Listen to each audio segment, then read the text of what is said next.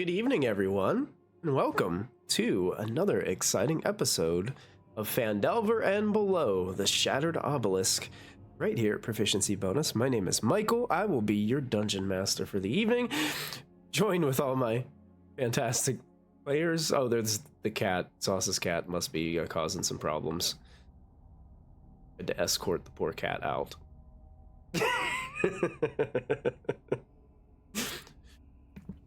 Sometimes as a landlord, you just have to evict the the cat got evicted. evict the tenant. That's right. That's right. We almost had a Sierra moment. Kristy almost tripped over a chair. Oh no. I don't know if anything can top the Sierra moment, though. No, I don't think so either. Oh, I remember that. I was watching that. When her chair broke and she fell off, and she, like, she had nowhere because it was like she was there and she was like dying of laughter, and then her legs like just blew up on the screen, and she was just over.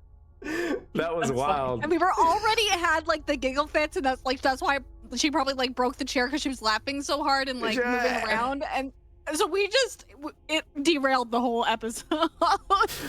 I remember after it was just like 5 to 10 solid minutes of just laughing hysterically after that happened. It was wild. We had to take a break because we had to figure out how to get her on a chair because it was completely broken. Well, thank you guys so much for tuning in to hang out with us tonight. We're on a milestone episode. We're on episode 30 this evening, everybody. So this is really cool.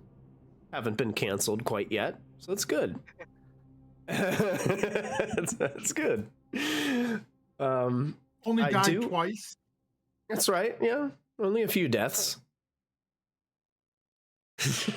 We'll see how it goes from here. So far, that's right. So we're going to get back into this, but I first want to mention that we will be back live on Monday for... Oh, excuse me. I apologize. We decided afterwards that we were going to skip Monday's Vecna Eve of Ruin because Shannon would be unable to be there, and we're kind of an important moment in the story, so we wanted to make sure everybody was together. So we're actually going to skip Monday and move on to the following Monday for Vecna Eve of Ruin. But we will be back here next Friday for some Phandelver and Below as we continue this adventure at 7 p.m. Eastern Time. And is Thursday on for this coming week, or are you guys taking a week off? Okay. As far as I'm aware, we're still on. If that changes, we'll update in the Discord channel. Yeah, don't forget to tune in on Thursdays around 8 p.m. Eastern Time for Beyond Wishes and Wilds. So check that out as well. Yeah, and if you haven't, make sure you're checking out. We've got some quick links jumping into our Twitch chat. You can join, be a part of our Discord community where you can communicate with all of our stream chats and find out more information and news about what's going on the channel. We also have our YouTube link that posted there, so you can go check out all of our YouTube videos and subscribe while you're there to check out all of our content. We've got hours and hours of Dungeons and Dragons and other role-playing games for you to enjoy there.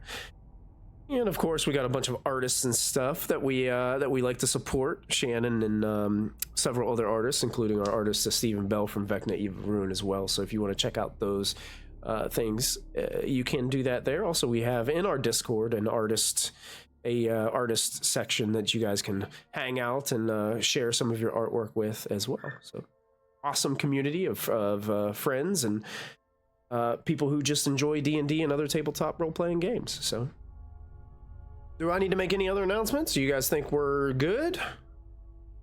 I think that's pretty solid. Pretty solid? Okay. Yeah. Figured it out? We've trimmed down the announcements we've trimmed down the announcements for recently, so it feels like there should be more, but there isn't. All right. Yeah. I don't know. I like to get us back right into the action, so we're just going to get right back into this. You guys have unlocked the Crypt of the Talhund.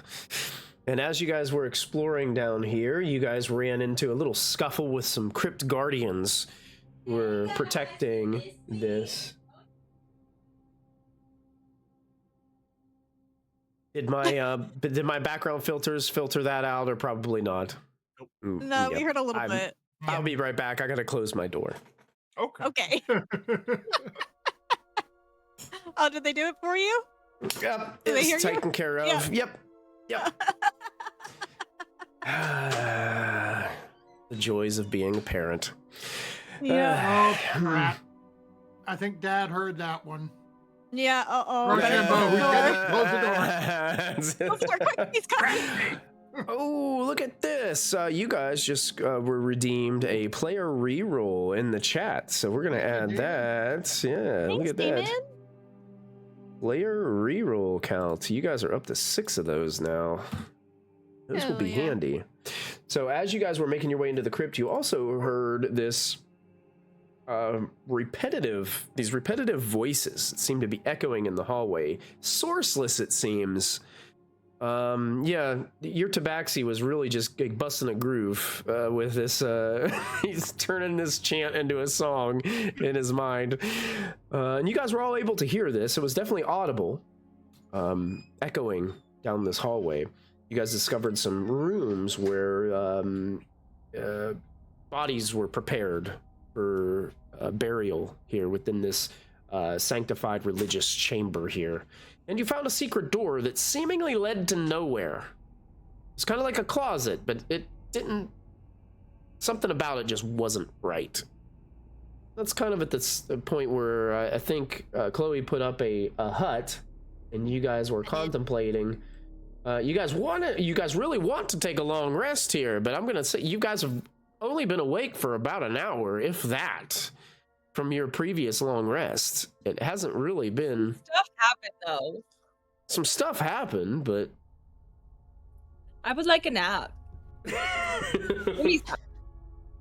I mean, I guess at minimum, could we do a short rest?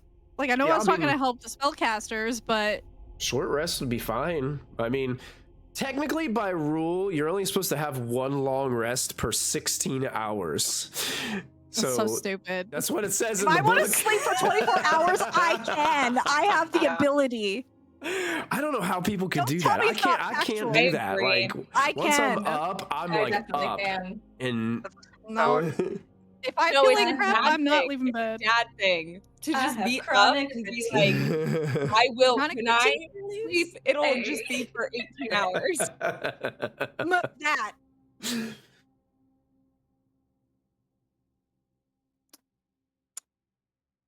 This feels not right. Chloe could easily go back to bed.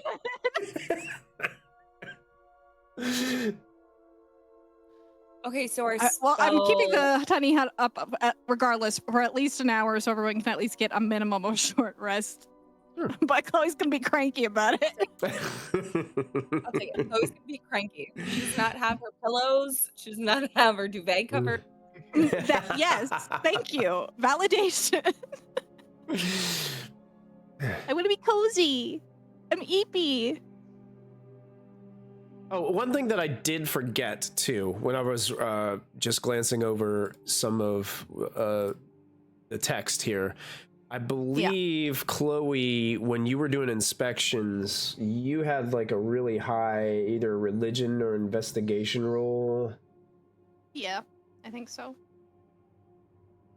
Oriana's insight would probably count for this as Mine well. Was 26 investigation. Mm-hmm. That echoing that's happening out there in the hallway, and you discovered that it's some sort of haunting of some sort, like this area is haunted. You have your instinct tells you there's obviously something that you can do to, alleviate the spirits and put the spirits to rest here. It probably has something to do with, you guys would probably know because of the rules that you guys had, it probably has something to do with the creatures that Tree told you guys about at the end of the hallway. Just why we want to take a long rest, because we have no spells.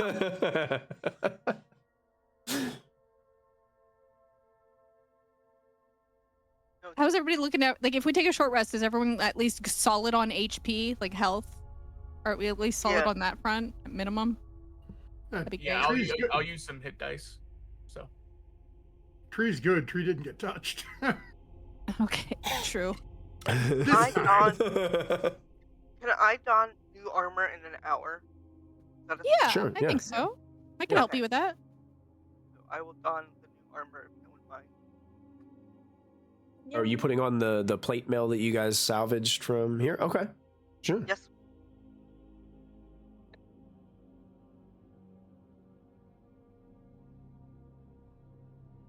You guys have any like potions, like healing potions and stuff too? I mean, you guys came stocked up, right? Yeah. I think we do. Yeah. I know I had 2 at least. I have 1. Okay, I've got 2. Yeah, just don't forget that you have that stuff, because remember the new rule is bonus action. You can take those healing potions. So Tree has a potion of invisibility, and then we also have a potion of flying. I don't know if we really need that underground, but we do have it. Yeah, so that's the only potion I've got. I don't have a healing potion, but... Let me double check Well, I what can I give got. you one. I've got 2. Oops. No, hold on. Keep them for you. Okay. Because I still have my... let me look. Yeah, I still have my 4 level 1 spell slots, so... Okay. Charlotte's hit dice aren't cooperating. Oh, no. Wow. I have 3 potions of healing, Oh. I believe.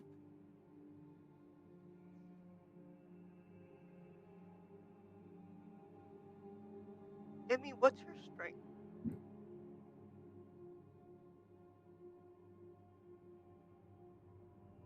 I have a plus. +4? Wait, sorry, that was a saving throw. I have +1. Okay, never mind. So I was gonna give you my old chainmail. You need a 13 strength.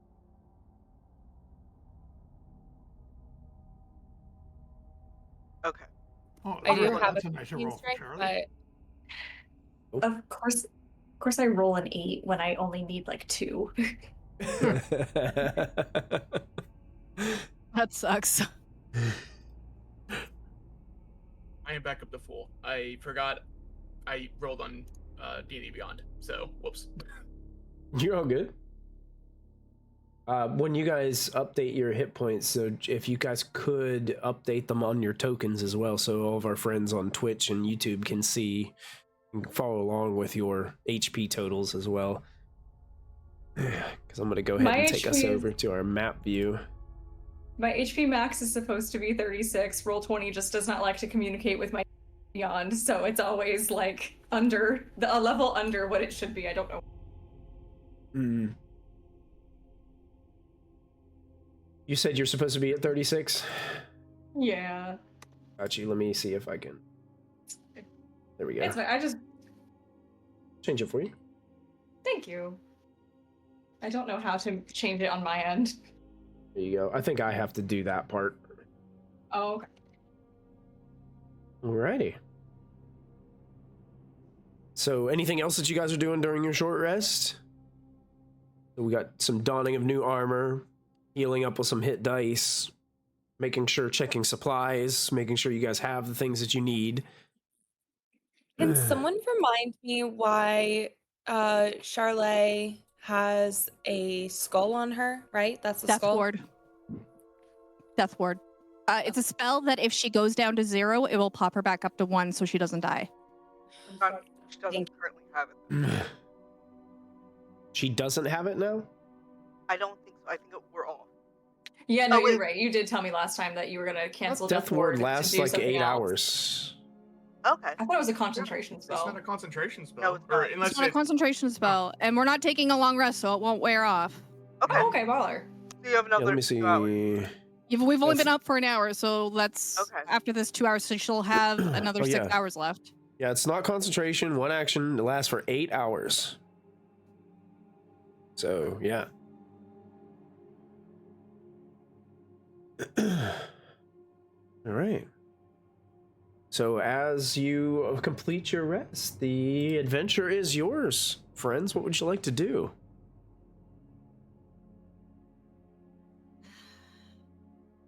We make our Are we? to the people in the west. They are not so much people, Oh. but big, multi-headed lizard. Like Hydra Oh yeah, that sounds. and good. like a water elemental type dragon creature, you said? Mm-hmm. That This was what is I'm going based off what he showed what- me in the dirt. Right.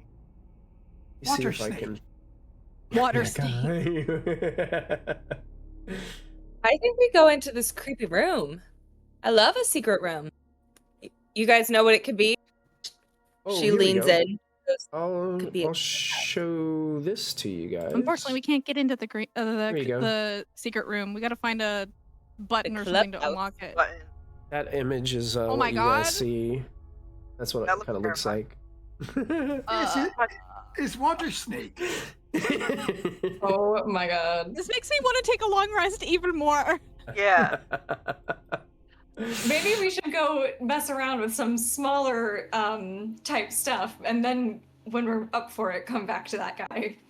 After, let's kill time. I don't like it. I don't. maybe rest in the clubhouse. We're in the clubhouse at the current moment. But this is only way to go. I know.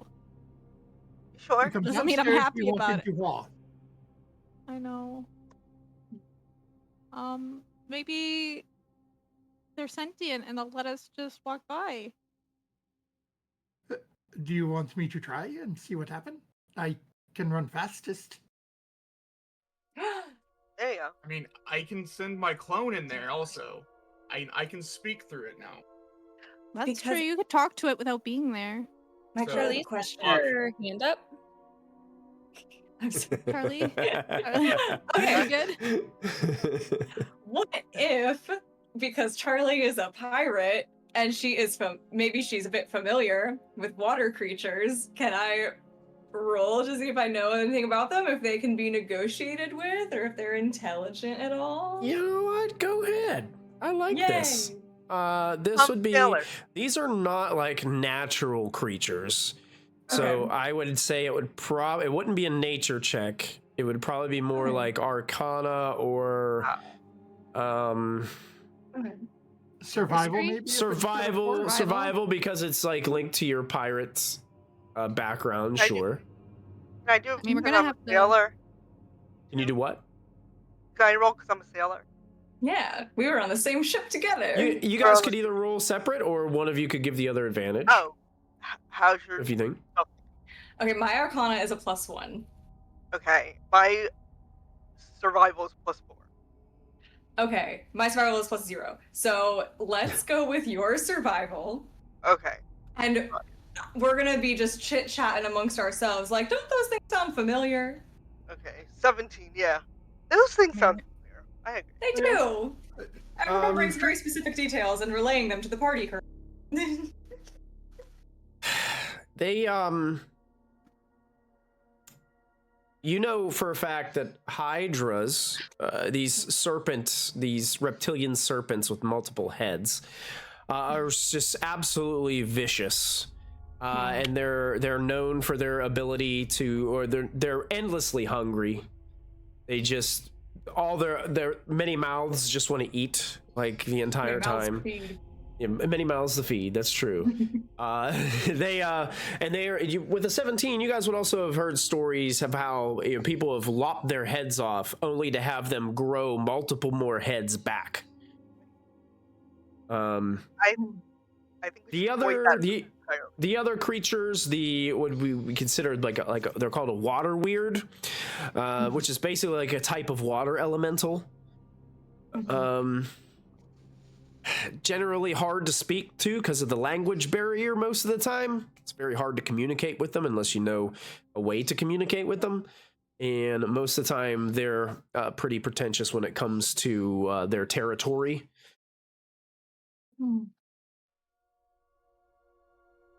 So it would be very difficult probably to communicate with them in a manner that would not like fully 100% benefit them in some way. If you could appeal to the hunger of the Hydra or appeal to those kind of things, perhaps a distraction of some sort. I don't know.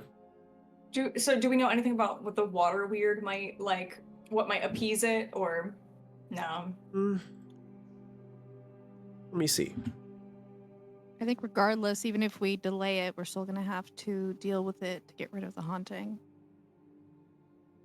We It's have just- to get rid of Or- the hunt. Or we just sneak by. I can't see. It might not be an option. I don't know if we can all sneak by. I mean, 4 of us are stealthy, 2 of us are definitely not. A distraction might work with the Hydra and the water weird, but we need to think of what type of distraction. Well, they might not be able to tree. That's a good thing. Yeah, I guess the only thing that you guys would get with like a 17 with water weirds is like most times they're a water spirit that's put into a place to protect something.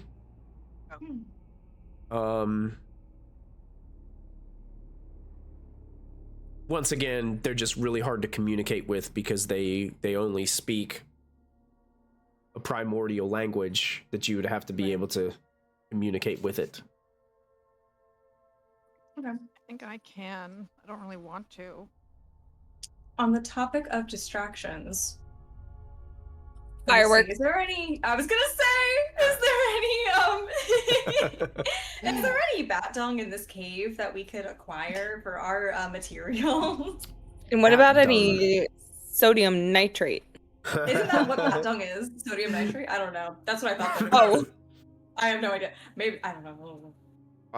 You haven't run into any bats or have seen any bat dung so far? That's not to say there might not be any further along. I would say that I think Emmy has it with her because she's like, I don't know when, but I have it. What, the sodium nitrate? No, I think you picked some up when you guys entered the cave and like to lead down into the crypt. Yeah, I think you guys did. I remember you guys like asking me about that, and there would have been bats and bat dung there. Okay. So she has it, and she also has the ashes from the. Do you guys remember when Emmy came into everybody's bedroom and like, just collected ashes from their fireplace outside the work? Yeah, we do. But there's one more thing that I forget that makes it a firework, and we didn't find it yet. Sulfur? Sulfur, Yeah. I bet. Yeah. I can't believe I got that right. What can we find that's naturally occurring sulfur? I think sulfur is like what usually found near like hot springs and volcanic like areas and stuff like that. Isn't that where the If you remember, primarily? What was that? What? I stole some sulfur from somebody. I think you did. Yeah, you stole some from the miners' exchange. Miners Exchange. Yeah. We did because we went and we were like, "Congratulations, guys, you're doing great," but also we're not going to pay for this. We took like all of it too. And Well, that was in Emmy and Charlie, like our first excursion together, and everyone was like, "Don't send them," and we were like, "We'll steal." Yes. That for us. So we could make fireworks and set those off as a distraction if we all, to help us all sneak by. Maybe that fireworks will like cover the noise of anybody who's got like loud armor. You know how to make fireworks. We have the materials. Do you have the recipe? Yeah, just having the ingredients doesn't mean you can bake a cake, you know? I also can't regenerate limbs yet. Listen, either we mess this up, okay? Which I'm cool with. I think we just mix is it together. This is your warning from your friendly neighborhood cleric. Don't have regenerate. You lose a finger forever. Together. Yeah, that's great. We just mix it together and then we light it on fire. Come on, guys. No. It's not that big. That's gotta be that simple. Stop being so dramatic. It's just a limb. They don't grow you back. all go out. You all go out of the tiny hut and try that, and we'll all stay in here. Inside the hut. We're doing this for you and Ori. We're doing this. I get that, you. but I also don't want you all to explode. Okay, let's make some tiny little firecrackers to experiment. That will let them know that we're here. Eggpot in chat says, "Poor Halia. How will she ever financially recover from the sulfur theft?" So good. I just don't know if trying to make fireworks down here is the right time. Maybe that's something we experiment with back at our You know, in an open space outdoors where there's no concussive blast heading from like wall to wall. You know, just an idea. I guess we could wait, but then what distraction are we gonna make? I think at this point there's no distractions to be made, and we just gotta either run away or bear with it. Do we know what's past them? Like, is there another way? Did you see another like exit past them, or is it just like a dead end over there?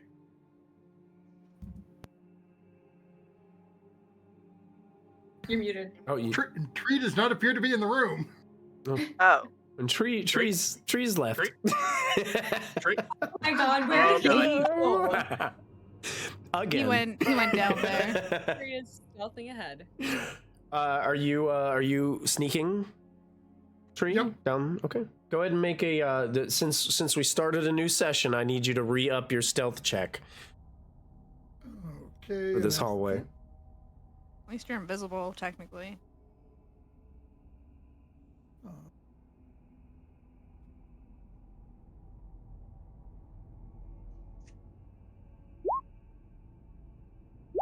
So I don't know. Well, I rolled the same thing. So We do have rewards if you need it, or if you're not confident.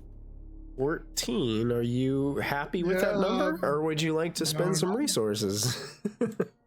I am really not happy with that number. I rolled 2 4s.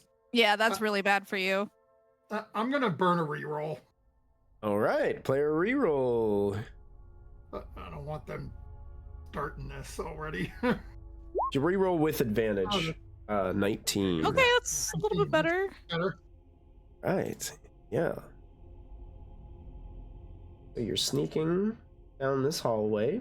Feel free to explore at your leisure until I holler at you. Basically, I'm just trying to get close enough to see. Can I hear these things? Are these things like talking to each other?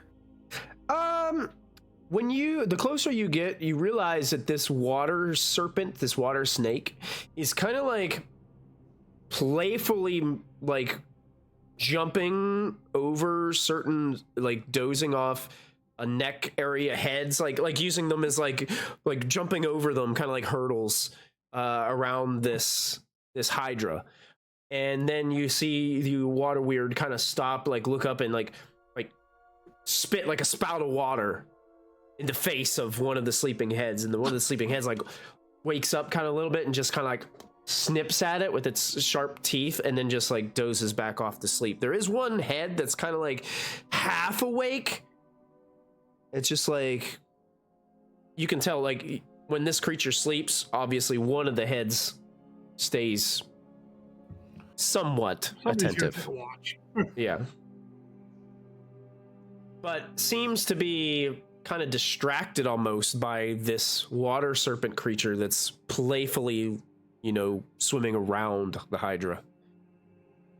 Okay. So not really talking to each other, but yeah. So Tree's gonna come back to the room. Thanks, St. Andrew. Hey, Tony, thank you. And thank you, Akepop. We got a D10 and a player reroll gifted in chat. Oh, yeah. D10 and a player reroll. Thank you, guys. So, Tree, come back. They are not so intelligent, it seems. But the water snake is spitting on the lizard. And the lizard seems to... seems focused on it. We may be okay. Well, I can stealth. So I'm not worried. Ori, I don't know how you feel about this. We I could feel take our armor off and then put it back on once we get past them. I personally don't want to do that, but I'm just saying if that's what the group decided to do, I would do it. But my vote for that is no. Yeah, I'm pretty not good without armor. Yeah, I'm not either. I'm just that it would make us quieter. So You guys got another player reroll in chat as well. So Good. Thank you guys are stocking up. I don't want to know the answer to that question. How many TPKs would you have had by now, if not for chat rewards? I said too many. To be fair, Michael has also made this a little bit more difficult because of the chat rewards. He said that. So you know, I have a question for you, Michael. Sure. So my clone, it does not get the bonuses from having plate mail because it doesn't. It just has a flat AC, right? Right. Would you say that it still gets this advantage because of that? If it doesn't get the bonuses from the protection, would you consider it still having disadvantage on stealth checks? I'm just curious about that because I don't know if it doesn't say in the rules either. That's why I'm just. What's your opinion on? I would rule it if your clone is actually physically there, and it physically looks like he's wearing the same armor that you're wearing. Then I would also apply the disadvantage to it. Disadvantage, okay. Yeah. Cool. Good to know. Good to know. Tree, do you have pass without a trace by any chance? No, I had to heal people. Okay, thank you. I can do tomorrow. Yeah. For a second, I thought you said you had to kill people, and I was like, haha, yeah. Are there goblins? No.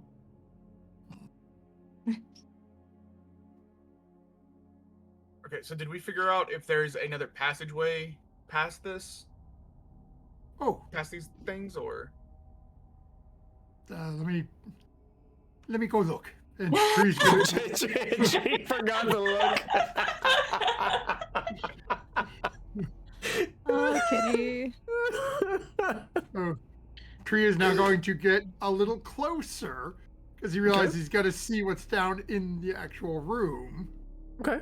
Yeah, you can look around the corner there. They don't seem to. You seem to be being super sneaky. And you can look up and to the north. There seems to be two passages. One that kind of diagonally leads to the northeast. And then on the far side, it looks like there's a hallway that leads north. Okay. Tree will look back over at the two of them and then take off quietly back to everyone else. Okay, I got closer this time. There are two ways out. One goes more straight this way. One cuts back in towards... Those entrances, does it look like if we ran to one of those, would this big lizard thing with the multiple heads be able to follow? One of them, maybe. One, I don't think so. Okay. So we could just make a mad dash for it. Yeah, and just not even fight them. I mean, we could try sneaking, and then if me and Ori don't... Yeah, I think that doesn't work, we just then run. we run. Yeah. Could be an option. Okay. Now, something else to keep in mind, though. If something else worse is that way, and we have to come back this way, they will still be there. Yeah. I feel like we're gonna have to deal with them regardless. I'm not confident with where we're at magically, but we're taking a risk. We either deal with it now while we're a little bit low on mana and take the risk, or we take the risk and try to run away. And again, something scarier. But if we have to come back out this way to get back home, we're gonna have to deal with them again anyway. So do we deal with them now or later?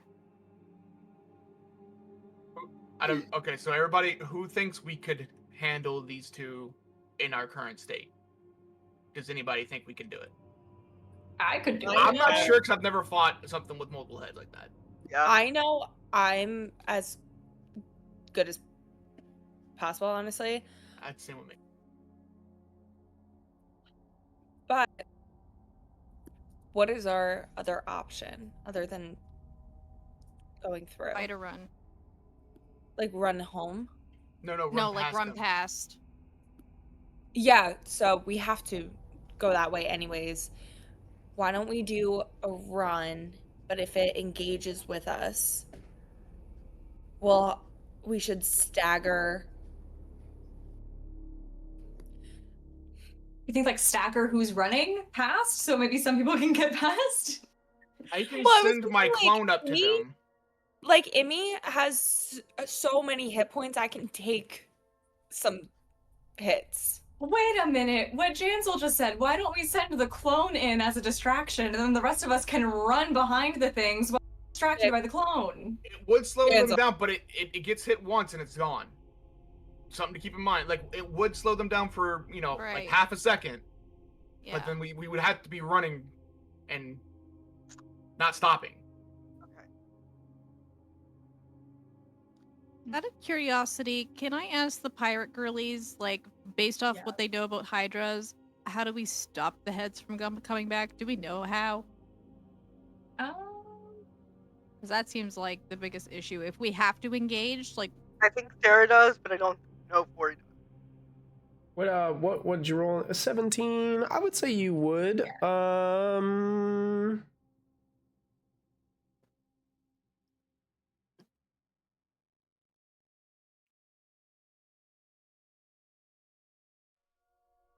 You would know that they absolutely hate fire. Okay. Fireworks. Mm-hmm. I do. Fire. Yeah, but fire seems to be fireworks. Fireworks. And in order to weaken it, the key to weakening it is being able to do a lot of damage to it. That's how you've seen people. You've probably witnessed maybe or talked to a couple of pirates in the past that have had to, and they had to basically just do massive damage to it to remove its heads. Yeah, I would honestly say the best thing to do would be to stab it through the heart. I don't know any way to get a hydra to stop growing heads. Okay.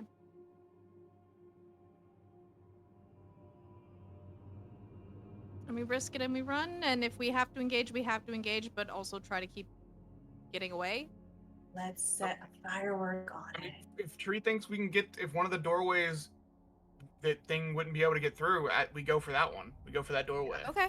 Yeah, go for the smaller doorway. And then they can't follow us. Yeah. So, I mean, the smaller one might be able to follow us, but hopefully we can take that by itself. So. Right. Okay.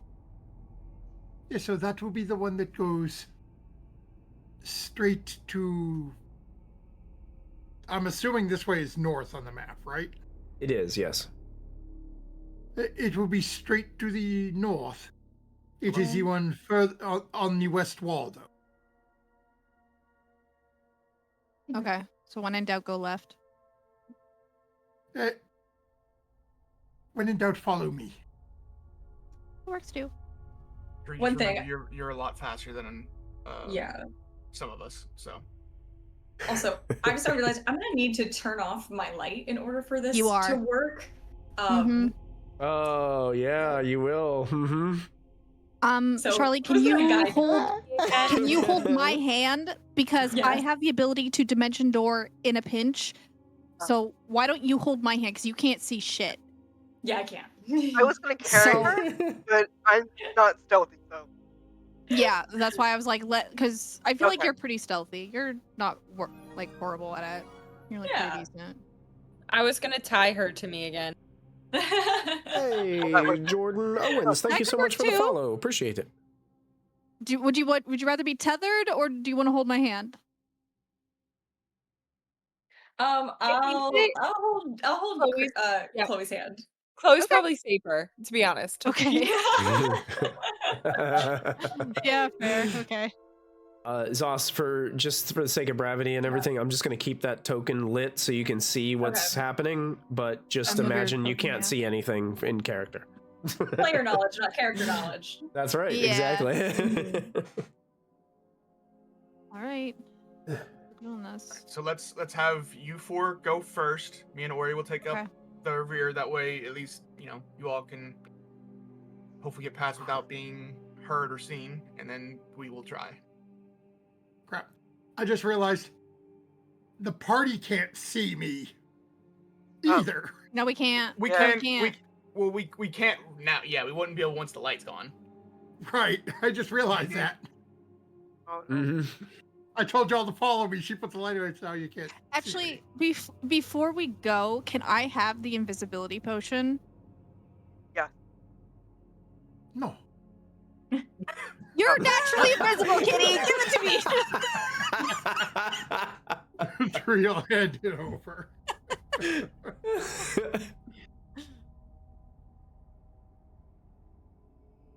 Yeah, I think I'm gonna take that. So that way, it'll just look like Charlie disappears, but she's not gonna see me or anything anyway. So she doesn't need to see me if I'm invisible. Okay. Yeah, so basically what Tree would tell everybody before the light gets put out is to basically go north, stay out of the water, and when you get to the far side, there's an entranceway that goes straight north. Okay. Actually, Charlie, what is your modifier for stealth? My stealth modifier is 3. Okay, I'm gonna give you the invisibility potion. So I want you to drink this before we go and keep a hold on my hand. Okie dokie.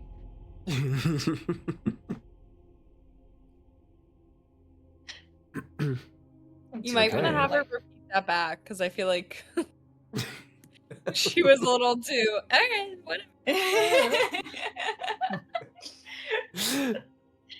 I just love taking strange substances. That's. She didn't even question it. It's like, all right, shots. Yeah.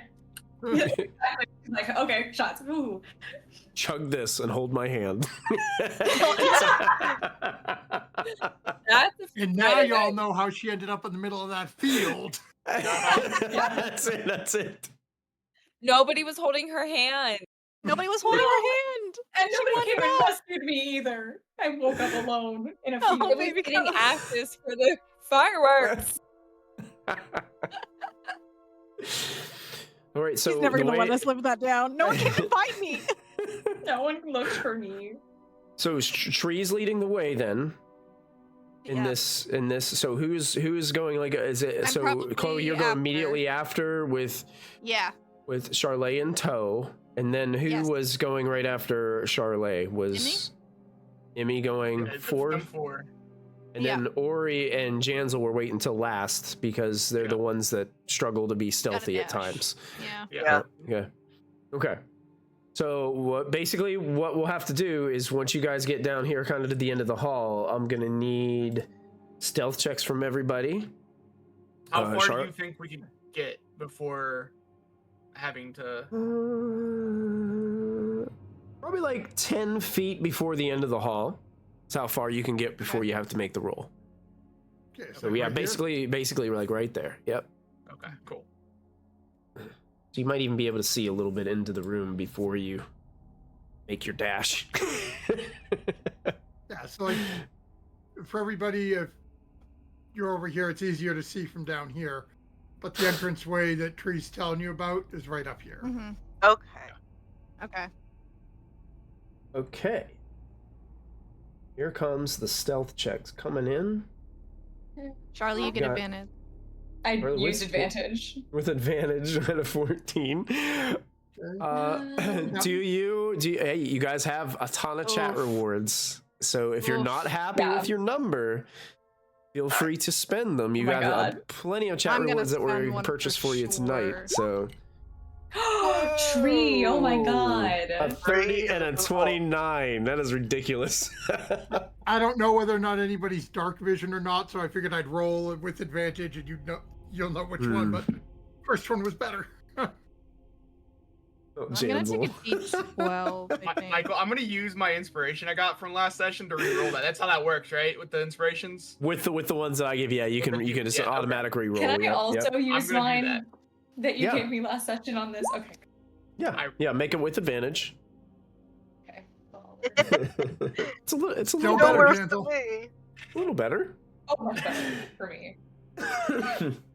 Whoa, look at that. Charlie, up to a 22. Charlie. I used a D12. Oh, nice. Oh, a D12. Oh, there you go. D12, cashing in. Should I roll a d12, guys? Okay. Yes. Got the 12 on the D12. Making it a 22.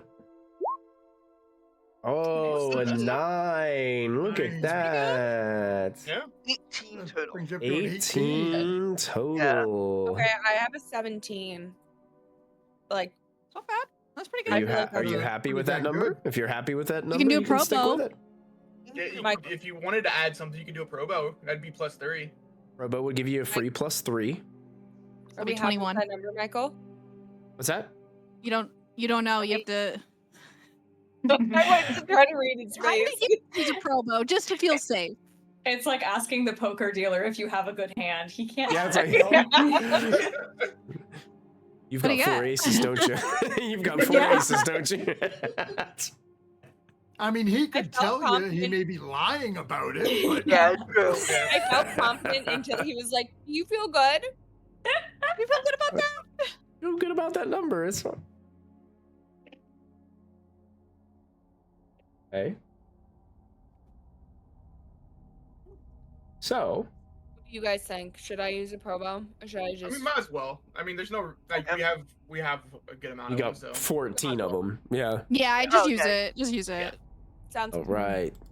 With a so it brings that down to 13 and it brings your score up to a 21. Woo. Is it +4 now? Oh, it's +3. It's +3. +3. So it'd be a 20, right? So 17. Yeah, it'd be a 20. All right. So Tree, you're the first to sneak by with a 30. Nothing could hear you or see you. I do not know where I am either. And you make your way to that hallway. Loey with a 22 and Charlay with a 22, I believe. Both scored 22s. You guys can go ahead and 23? sneak. Oh, yeah. Yeah. You guys succeed easily. You're able to sneak by. Seems like that Hydra is dozing and sleeping while the water weir just continues to kind of play and not paying any attention whatsoever to its surroundings. Emmy, with your roll, you successfully sneak by as well, creeping across the room, and you get to the hallway as well. Oriana, It's a small hallway. you successfully sneak by as well and get to the other side of the hallway. You guys pause up there in that hallway for just a moment. I'm trying to move to give people space. Give people space, yeah, true. I am going to read you guys a little bit of text about what you see in that hallway because there's some things that you would notice. This hall has a stone door at the northern end, and there's another door to the east that's askew on its hinges, and it's brushing against an elongated, crumbling skull on the floor. And both doors bear Dwarvish writing as you approach. So that door right next to Chloe right now has a strange, enlarged, elongated skull, like sitting at the base of it. Mm-hmm. And then the door is kind of like askew and kind of like seems to be broken a bit from its hinges. Okay. Inward towards that room. I'm not gonna touch it. Tree, you also start to feel what seems to be a tingling sensation, almost as if somebody is just brushing their fingers on the back of your head. Ghosts.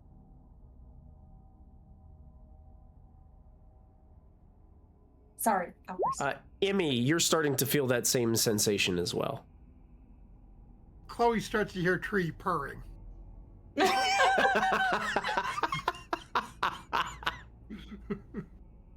He's so cute when he does this. Not freaked out, just enjoying the head stretches. Like Charlie, Oriana, you both start to feel the same thing as well. And it feels like something is searching for something. Oh my god, okay. The back of your head. Do I feel it? Everybody who's in that hallway begins to feel it. Oh my god. I know that in character Charlie, but I feel like as a player that's a dick move right now when we're trying to know. But as this is happening, Jansel, you start to move through this area, and you're being as quiet as you possibly can. But one of the Hydra's heads, like, kind of whips in your direction when you're about halfway across this room. And you can see it's starting to, like, its lips kind of separate and its teeth start to show as it starts to growl, as drool starts to drip from its mouth. And you can see another one of the heads starts to rise up. And then another one. And then pretty soon, all 5 heads are awakened and just looking in your direction. One of its tongues like comes out and just starts licking the saliva like off of around of its mouth as it looks towards you. So Michael, I like to think the reason why this head first saw me anyways was I dropped my metal shield while walking across to this other side is the reason why I made so much noise. So you guys hear behind you cling, cling. Oh god. Trey, open the door. We need to rush in. Run! Jansel, you would have been about right here with your clone before that occurred. So, what do you do? I yell for everybody to run. Okay, you yell for everybody to run. Okay. Yeah. And I'm just gonna take Rolf running too. So. Okay. Okay. So go ahead. I will give everybody a movement right now. So Tree just ran in and opened the door. Like, oh, you opened the door! Great. Oh no! Yep. Yeah. Yep, we did. Yep. That's why I was like, we have to move so Jansel has a chance. So you see inside this room, there is at the back of it, there's a hallway to the north, a narrower hallway that seems to have 2 rows of standing sarcophagi that go off into the distance to the north. Each sarcophagus lid seems to bear a carving of a resting dwarven priest. In the center of the room, though, is a 10-foot tall armored figure with the dwarven-like features. It seems to be moving about the room. And as you guys open the door and kind of rush in with the sound of run from behind you, it turns and just looks in your direction. Doesn't really have facial expressions, but just looks in your direction. And I'm going to need everyone to go ahead and roll initiative for their characters. And I'm going to put all our happy friends on the initiative order. For initiative. Let's go. I had something I wanted to do. Oh no. We have something. Initiative. Ooh, natural 20, and I still got one better than you, Jansel. A 7.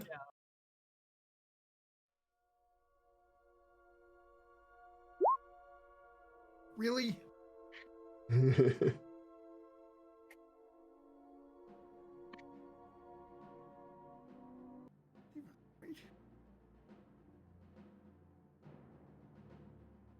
Right. Everybody's rolls come in. Are you guys good on those? Yeah, I think so. Unfortunate. Oriana, no. I stay back for.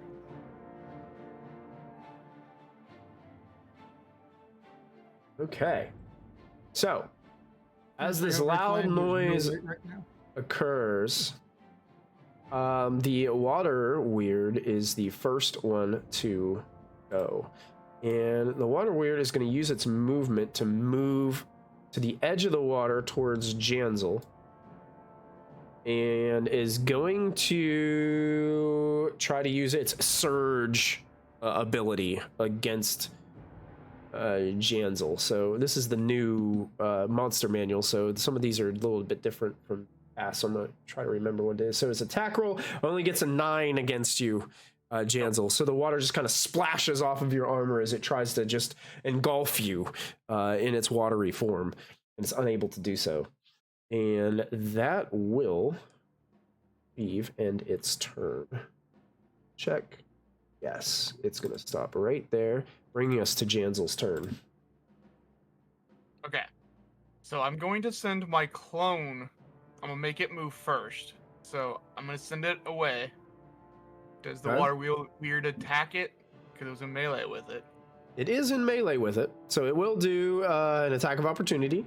So use a reaction to roll a natural 1 and miss. Cool. So I'm going to send my clone basically right up here behind wait, that was 1, 2, 3, 4, 5. Okay, he's gonna get one step in front of Oriana. Okay. And I'm just gonna snap my fingers and I'm gonna swap places with my clone. Brilliant. Look at that. Nicely done. So that was my bonus action. I don't really have anything I can do with my action, I don't think. Good dash. Could dash. If I dash, no, because if I get 30 feet away from my clone, it disappears. So I don't want to do that this round. So I think I'm just gonna take the dodge action. Dodge action? So, okay. Yeah. So that would be the end of my turn. Okay. We'll go to Chloe's turn. Okay. I'm still holding Charlie's hand.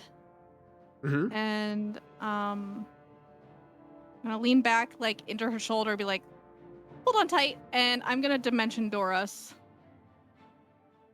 Okay. Yay. So I'm gonna land here, and Charlie will be like behind me back here. Okay. Yeah, perfect. Yeah, there you go. That's clutch. And with that, you guys bamf back into this hallway of standing sarcophagi. Yes. I am going to...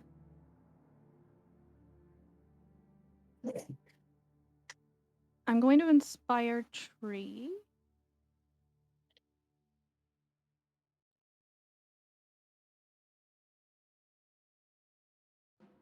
And I think that's all I'm going to do for now. All right. Charlie, you're still technically invisible because you have not done anything. Ooh. My quick question. Could Janzel have moved a step forward before swapping? Sure. Cool. So with that, Chloe and Charlet are deeper within this room. Mm-hmm. And Tree, you feel inspired. Which is okay. Perfect timing for you to go ahead and take your turn, Tree. Okay. Tree is going 5, 10, 15. Run over here. And then I'm going bonus action. Going to cast Hunter's Mark on our lovely statue friend here. Okay, Hunter's Mark, you got it. And then we will go ahead and make my 2 attacks. So there's no light in the room. Does this thing use dark vision? Am I invisible to it? Let me find out. It might have tremor sense. I'm not sure. You are currently invisible to it. Nice. Okay. These at advantage. First shot. 15 to hit. 15? That hits. Okay, and second one is 23. 23 to hit. Yes, those both strike. So first one is 14 piercing, 3 poison, 4 sneak attack. 4 sneak attack. Hey, I will tell you this: when you strike it with the first arrow, The arrow doesn't quite stick in like far, like it normally would. So you're immediately thinking the piercing damage doesn't quite do as much as you would hope. So, and the poison damage does absolutely nothing. Nothing. So Wonderful. That's 7 points of damage for that first part. Your sneak attack does kick in, so you got the 4 from the sneak attack, but definitely piercing from your. Oh yeah, go ahead. I'm also gonna make this a dreadful strike. So that's 8 psychic damage. And as you do this, you realize it doesn't have any effect on this creature, as it doesn't take damage from psychic damage either. You can. I don't know if you want to. You can always hold onto it, but the inspiration does also do damage if you want to add it to your damage rolls. Or you can hold it. I'll hold it for the moment. And then our second shot will just be 12 piercing. So 6 piercing. 6 points of piercing for the second arrow. They both strike. Just unfortunately not as much as you'd hope. Great.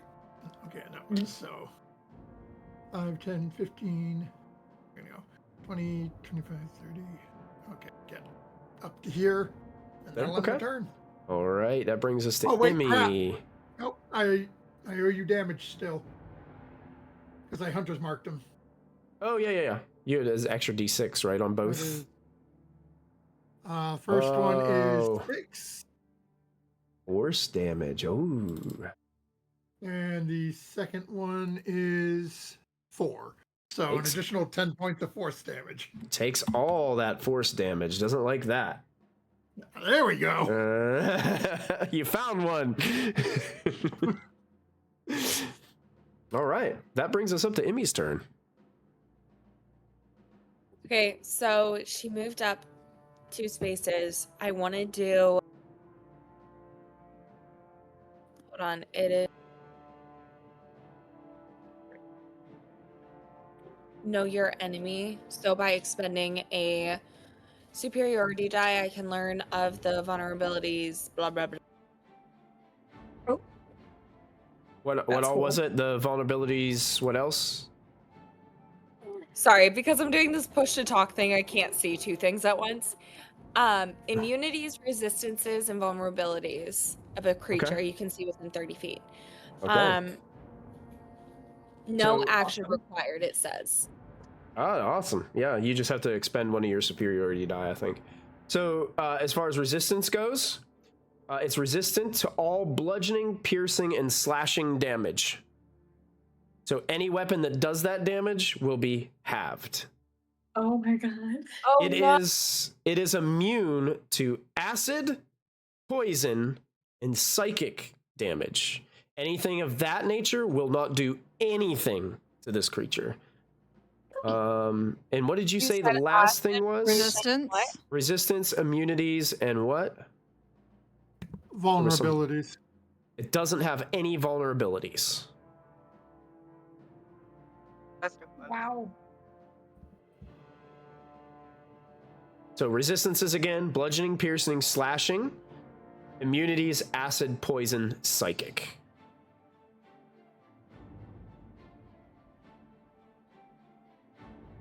Okay, well, I'm gonna try to hit it with my longbow anyways. Okay, sure. Go for it.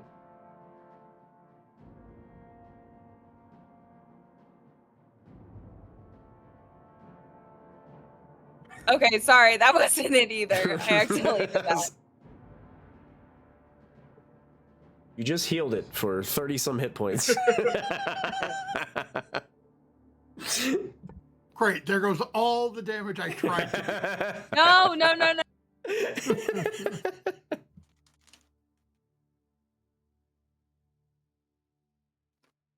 Oh, look at that. That will hit. Indeed.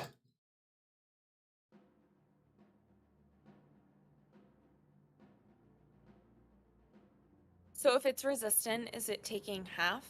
It's taking half, so it's only going to take 4 points of that piercing damage with that hit of that arrow. Okay. And since I get 2 attacks per action, I'll do it again, the longbow again. Sure. And you do have mastery, right? So you did too as well. So it would be slowed, correct? Yeah. So I'll put the slow. Yep. Thank you. I forgot to say that. Oh yeah, food on there, so I know it's slowed.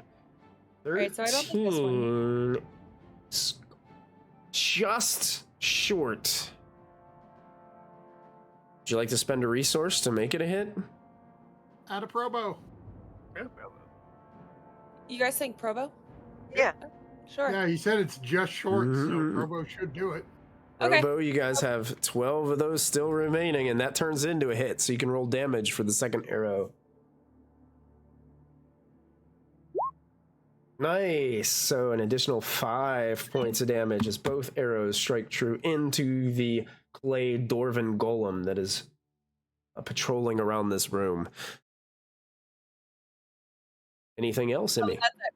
Sorry. That's it. You got it. Yeah, I think she's going to stay in that doorway. All right. The Hydra gets to go. Oh, I'm really sad. The Hydra is going to make an attack, and a multi-attack, and it can make an attack for every head that it has.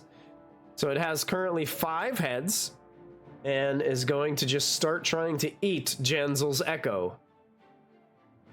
So it's going to do I thought it was just a bite. Yeah, there's a bite attack against the Echo, a 24 to hit. It's gone.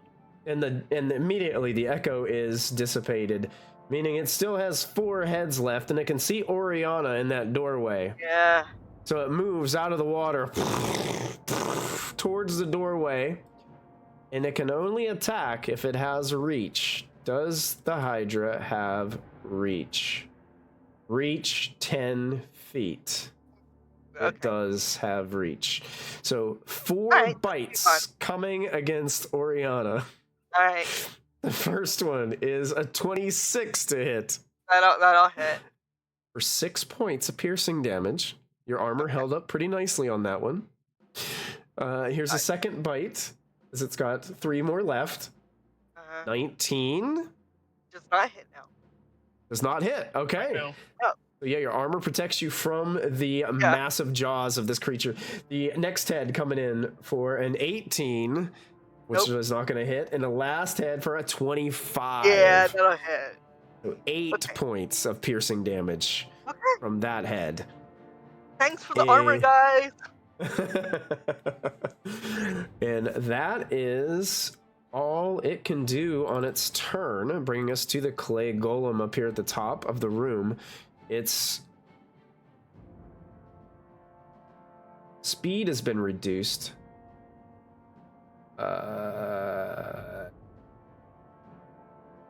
Interesting.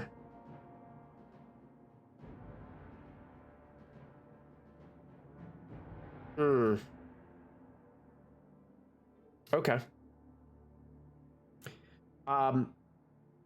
The golem is going to move ahead 10 feet of movement and is going to slam attack Emmy twice. He has multi-attack, so he's going to make 2 slam attacks as his massive fists come down to pummel you, Emmy.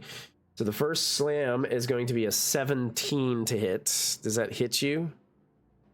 Okay, so you're going to take 11 points of bludgeoning damage, plus an additional 7 acid damage from this attack. And your hit point maximum is decreased by the amount of acid damage that you took. So your hit point maximum goes from a 67 to a 60 right now. So you might have to have like jot this down next to you. I think there is a place that you can adjust it in D&D Beyond. Hit point maximum. I'm hoping that they put something in there for it. Yeah, I was able to figure it out. Thank you. Mm-hmm. And then there's a second slam attack. Another 17. So that's an additional 10 points of bludgeoning. Hey, what's your AC? My AC before was 67, now it's 60. Oh wait, my AC, no, sorry. Your AC. Yeah. What is it? It's 16. I'm gonna cutting words. Okay, cutting words. That reduces the. Yeah, by 7. So 7 on the. So it's a 10 to hit her, and it doesn't hit. So the distraction, we're able to distract, and the punch just hits the wall next to you instead of making impact with you. This clay golem is going to use a bonus action to use an ability it has called Hasten, which allows it to take the disengage and dash actions. So it's going to disengage from Emmy, and then it's going to dash over towards Tree. Wait a second. It can see me? It wouldn't be able to see you.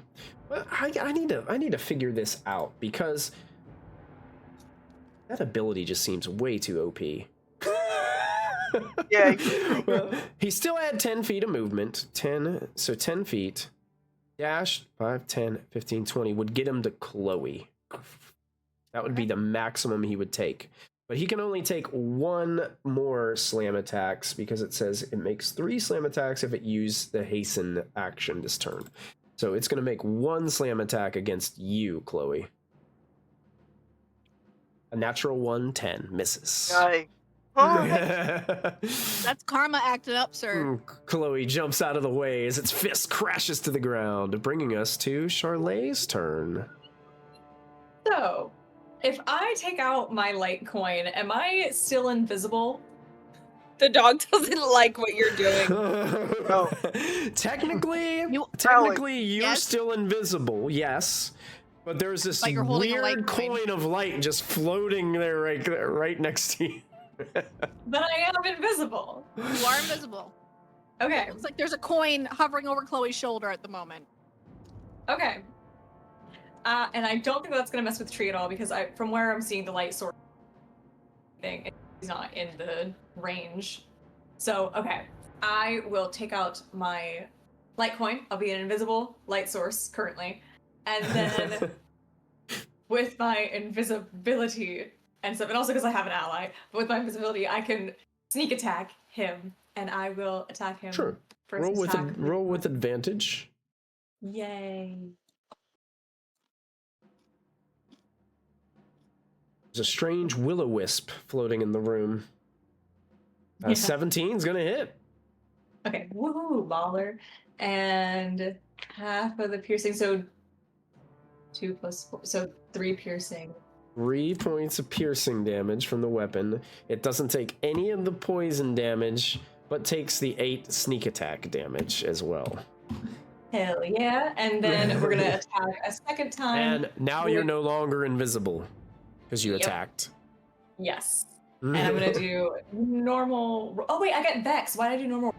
Okay, hang on. 1 more second. Let me add in another roll just to crit. Oh yeah. You got the Vex.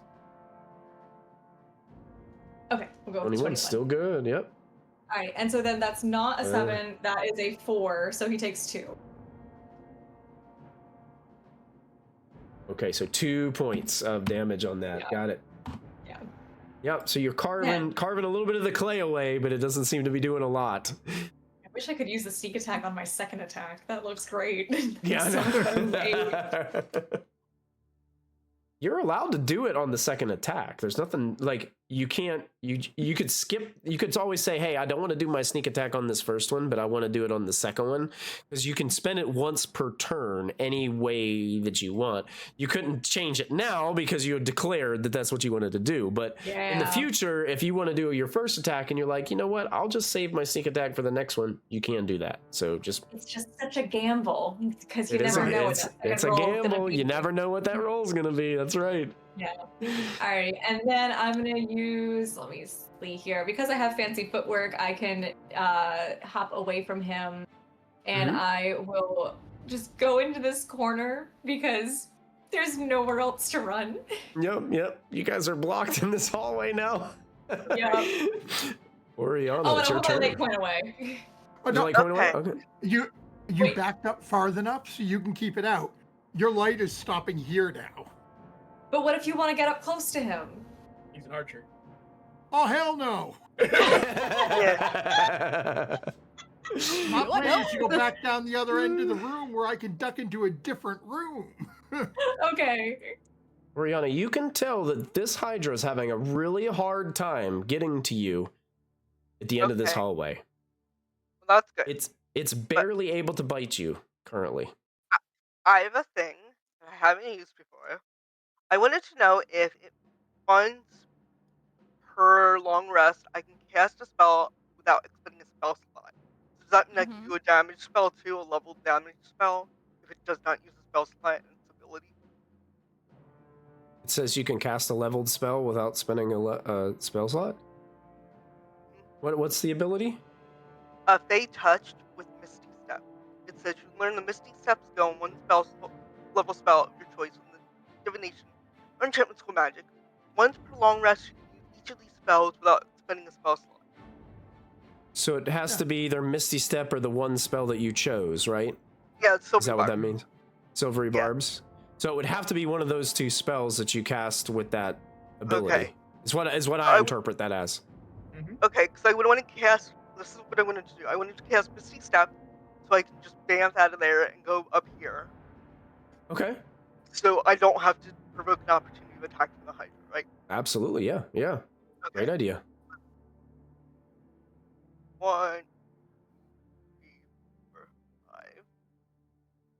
I can't. Oh, there we go. Okay, 6. Oh, there it is. Great. Surprise! Now, yeah, surprise. Okay.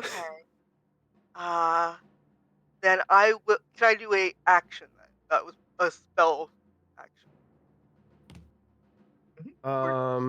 What does Misty Step is a bonus action. Misty action, yeah, it's a bonus action for Misty Step, so you still have an action. But I was saying, can I use a spell slot for it, or do I have? Yeah, because you haven't used the spell slot.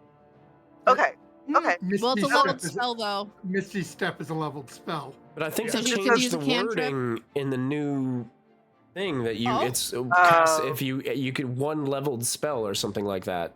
Let me see. I thought they changed that rule. Let me see. That'd be cool. Player's handbook.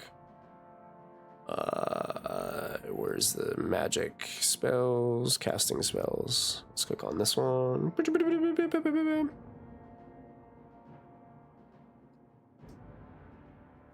Agpa just mentioned in chat, if you cast a spell for free, it does not trigger the spell slot rule. That's cool. Hell yeah. Oh, cool. Yeah, because if it says that you don't expend the spell slot, I think you still can spend do an action to cast a spell with a spell slot. I think that's how they changed it in the new rules. I'm having trouble finding that, though. That is cool. Oh, here it is. One spell with a spell slot per turn. On a turn, you can expend only one spell slot to cast the spell. This rule means you can't, for example, cast a spell with a spell slot using a magic action and another one using a bonus action on the same turn, but your rule states you don't spend the spell slot. Okay. Yep. So there hasn't been a spell slot expended. So you can you can spend a spell, yeah. I would like to shatter the creature in front of me. You'd like to shatter the creature in front of you. Excellent. Yeah. Okay. Perfect. Saving throw, right? Level, and it's a con saving throw, must make it with disadvantage. Must make it with disadvantage? Why disadvantage? Disadvantage because a creature made of inorganic materials such as stone, crystal, or metal is disadvantaged on the saving. Okay. Okay, I will rebuttal with another thing. This thing does have magic resistance, giving it advantage.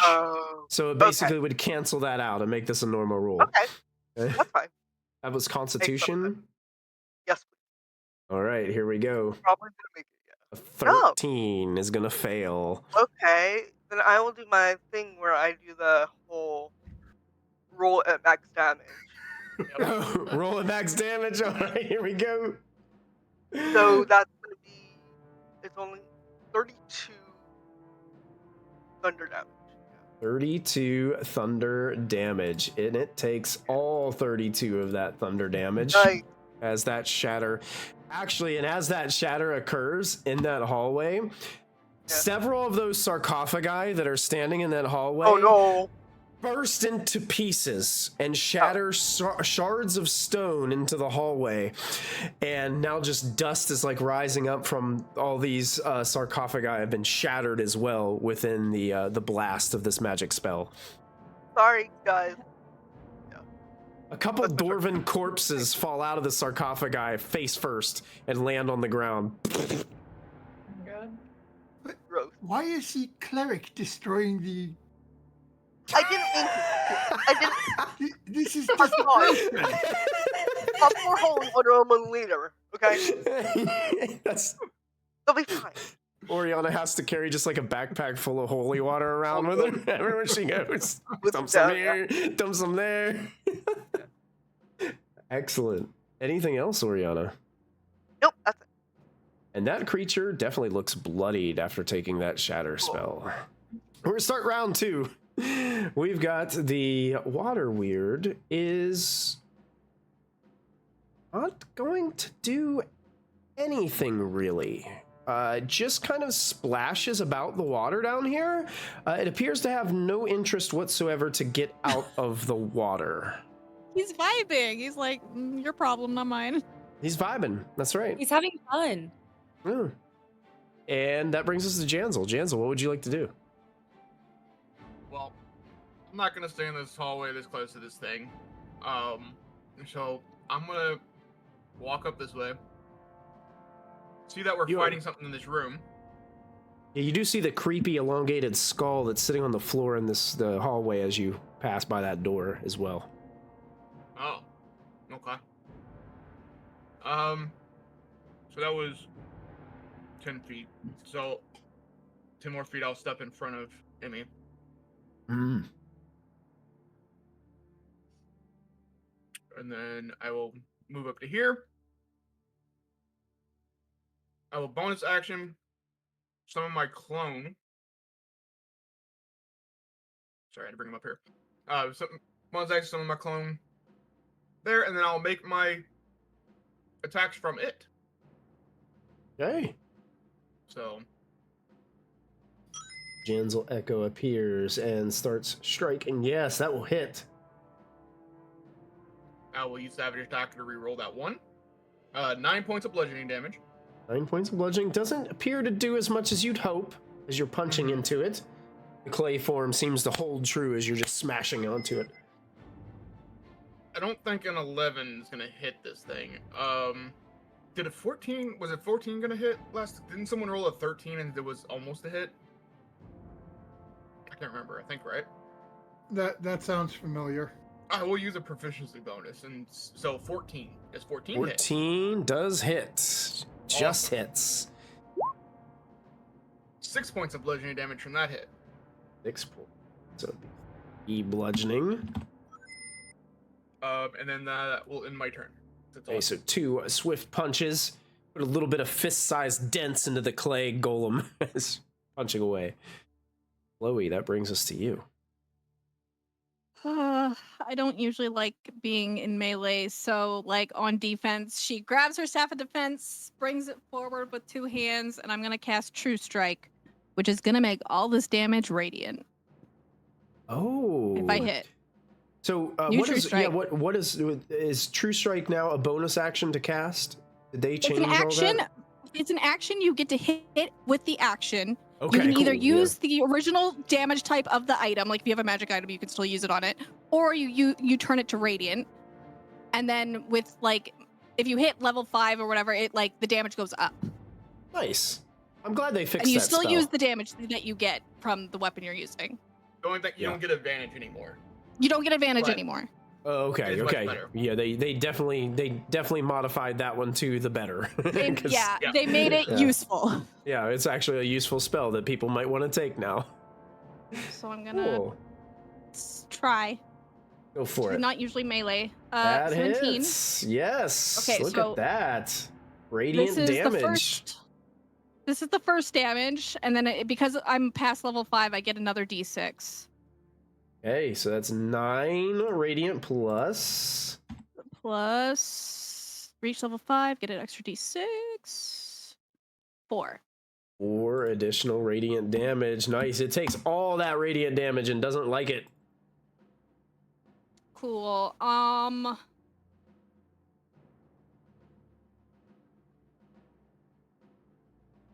think I'm gonna hold on to my inspiration because I'm now in melee and I need to make reactions possible. So that is my turn. Okay. I do not move. You got it. Tree, you're next up. Okay. So This creature's looking Oriana pretty came beat. yeah, but Oriana came running up through the hallway and she's looking in like she's taking a couple. Oh shots, wait. right? Oops, I forgot to take my health off. Sorry, I'm currently 38 out of 52. So. Yeah.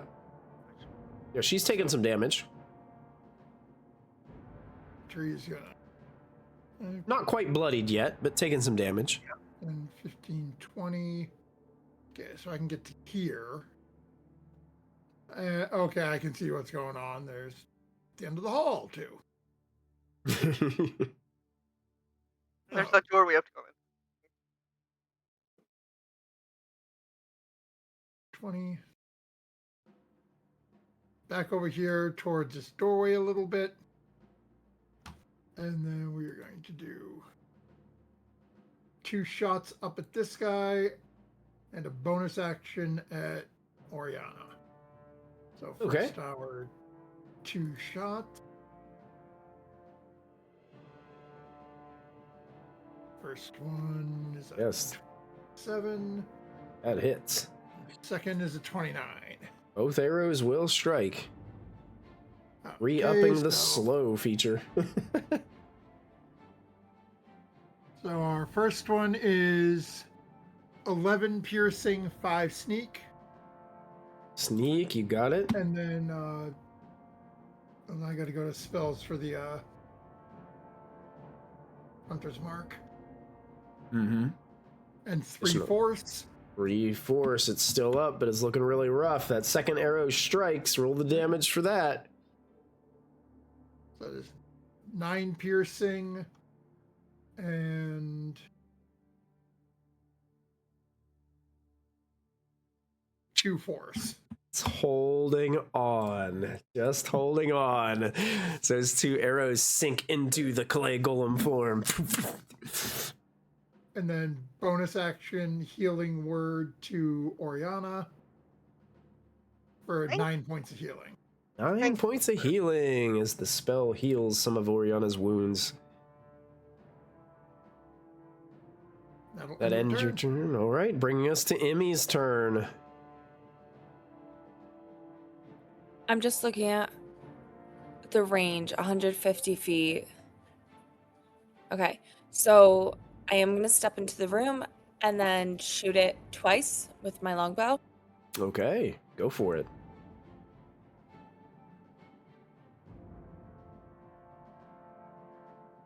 All right, I was just stepping on one. 5, 10, 15, 20, 25. All right, so I'm more than good. Oh, yeah, you got plenty of range, yeah.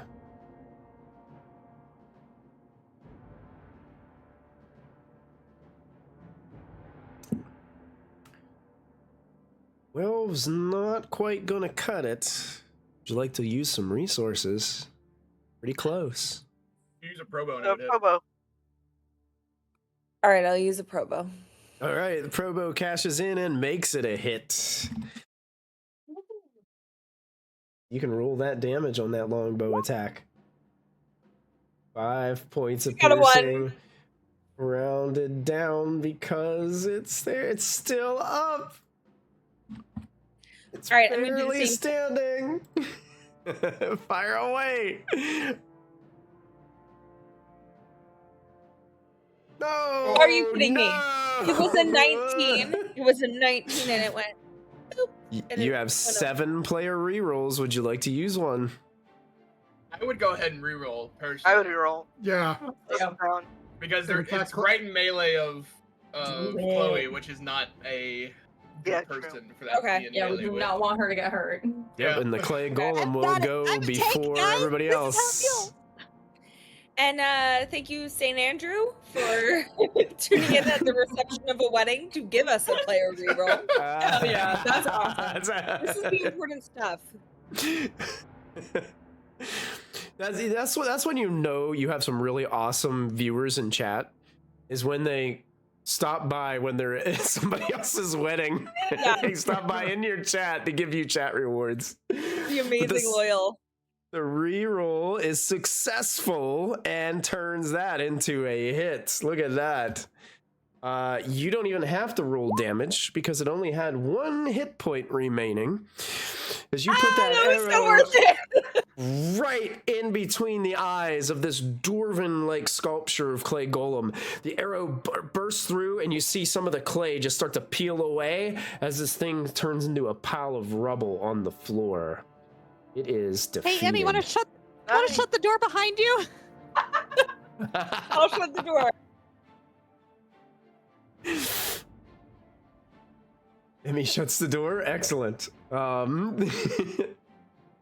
The Hydra is just like, and then another head's like, and then like sniffs towards the hallway, and that's basically all he does on his turn. And Charlie, I don't know if you want to do anything. They have shut the door. Yeah. It is technically your turn. There are still enemies still aware of your presence, but it doesn't appear that they are giving chase or are able to give chase based on the size of this hallway. Okay. Here, I'm gonna move 30. Let me see here. How far away is that door? 30 feet was here. And then that would be 40. That'd be my full movement. And then why are you going to I'm gonna move over to the door, and then it's next round I'm going to press up against the door, so that way they oh, you're kind of like barring the door with your body. Mm-hmm. Okay, you can do that for free. Yeah, you can do that right now. Can you let me and Janzel do that? I am the person who is available immediately. Well, here's what I'll do. If you guys have no intention of going back out in the hallway right now, I'm gonna take us out of initiative order, and then you guys can just do whatever you want. Okay? I'm not moving to the door. We're like, hey, I walk up behind. The first person to get to the door is the squishy rogue. I walk up behind Charlie and just I can take over if you want. We need to like move a sarcophagi or something, so that way they can't get through.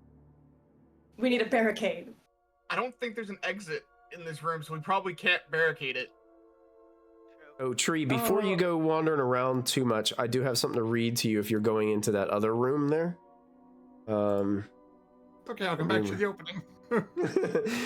This room's floor is covered with broken pedestals, shattered glass, and dust.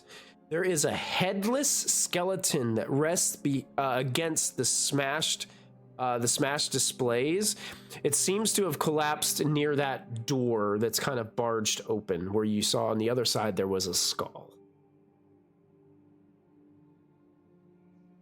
Okay.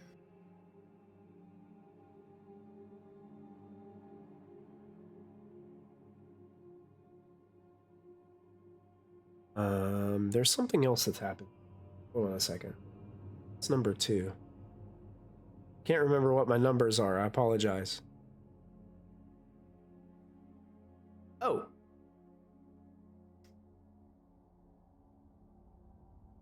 You also notice this. I should have started with this. I apologize. There is a ghostly image of an elderly dwarf in priestly vestments wandering around this room as though in shock, gripping a battle axe with 2 hands that seems to be stained and dripping with purple ichor. He's just kind of like aimlessly shocked and just walking around this room. Emmy follows Tree and says, "Hey Tree, anything fun in there?"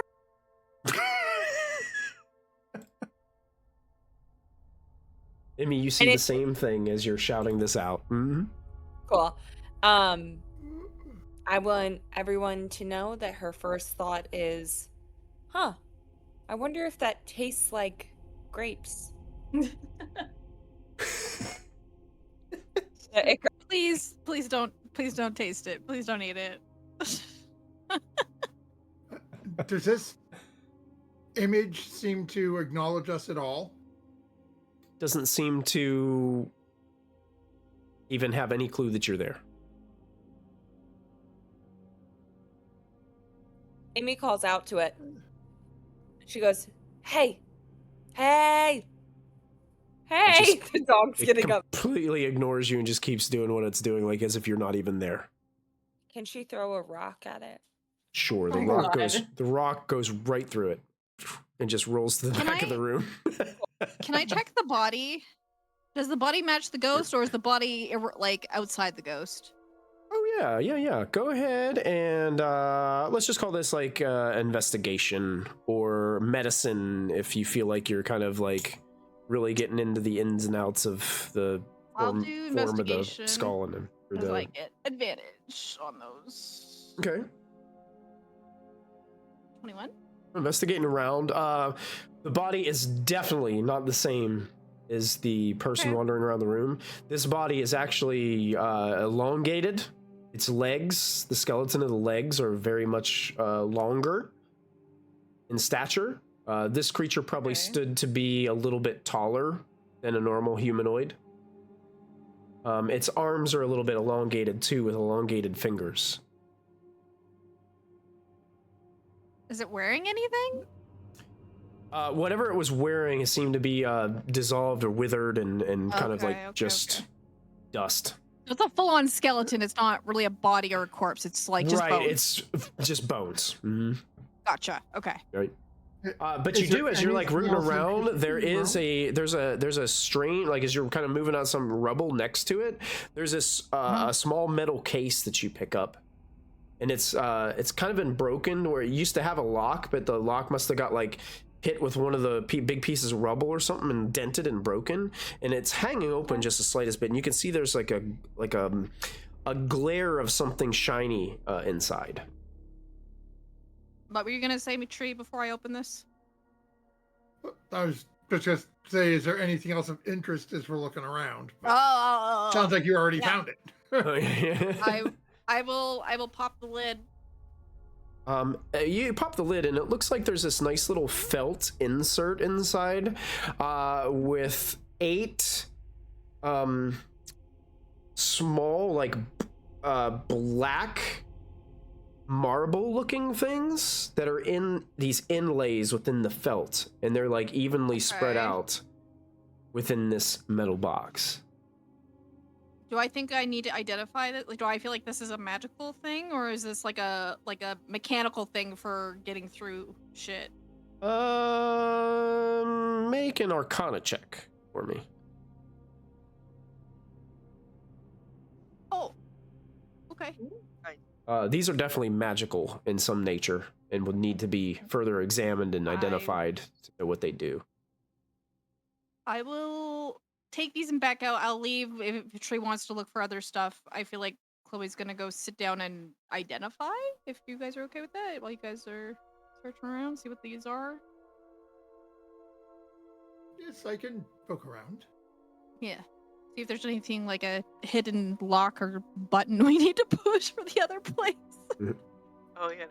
Also, Chloe, I would say with your investigation, with your role there, this room also appears to be haunted with this ghostly image, and you feel like the way to put this spirit to rest has to do with that skeleton. Perhaps removing it or destroying it altogether would release the spirit from this location. I might need Ori's help with that later, but I'll do the ritual first, and then I'll bring that to Ori's attention when I'm done. Okay. Amy just opened the door and it went into the hallway and she poked her head out and then quickly ran away.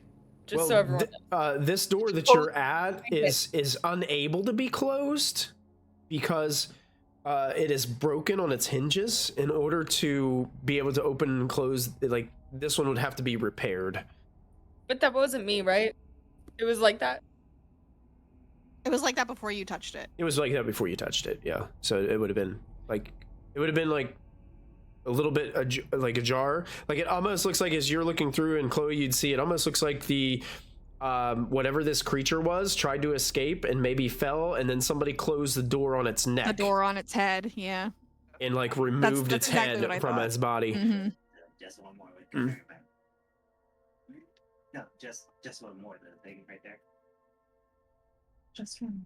It's the bar. Oh, okay. Have fun. Oh, I'm so sorry. I thought I was muted. You're all good. I'm so sorry. I thought I was muted. You're all good. Okay.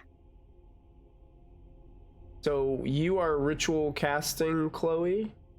Identify, yeah. Identify? Okay, so you got about 10 minutes. Is there anybody else doing anything while Chloe is doing this ritual cast? Or do you guys want to skip ahead, or? Tree would come out and start sort of looking through this other room and just looking around. What happened when Oriana desecrated all the... Oh, yeah. Yeah, you see the remains of about 4 dwarven bodies that lay on the floor in here. Skeletal remains. They've been here for a very, very long time.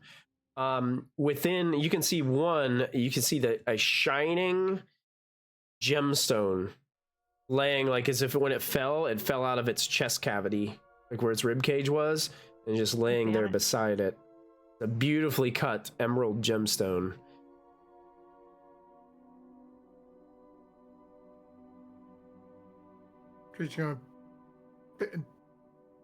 Does it look like it came off the body, like those other dwarven individuals we fought a ways back that had like the green crystals coming out of them? No, these were inserted in the body during their their internment ceremonies. Yep. They put a gemstone on their chest. Emerald. As part of like the burial process. Yeah. Oh, okay. So this isn't like somebody's jewelry. This is like a part of their ritual. This was put inside them after death and sealed back up inside them, and then whenever they were kind of wrapped up for interment, they were put inside the sarcophagus with this gem inside their body. I will tell everyone, do not take the gems because they might be cursed.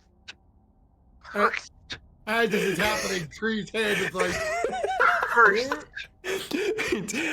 Charlie is very basically when Oriana says that, it's like cursed.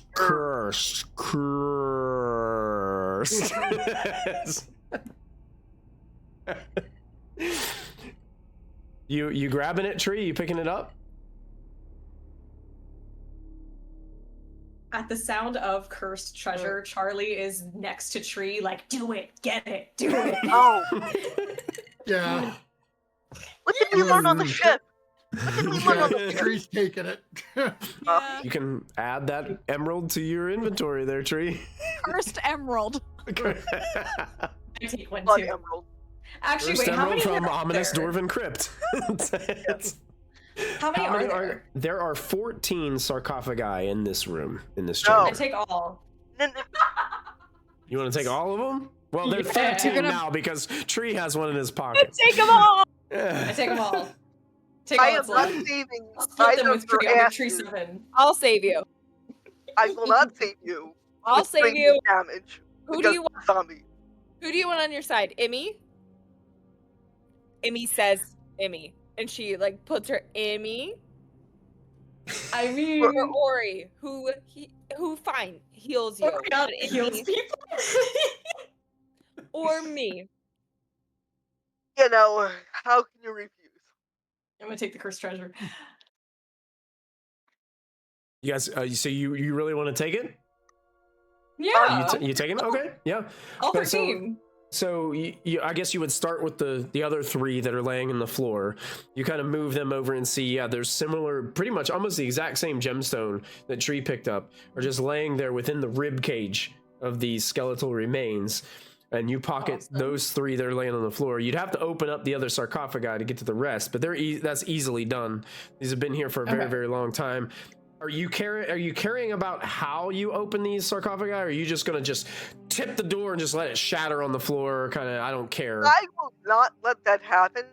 If you like that.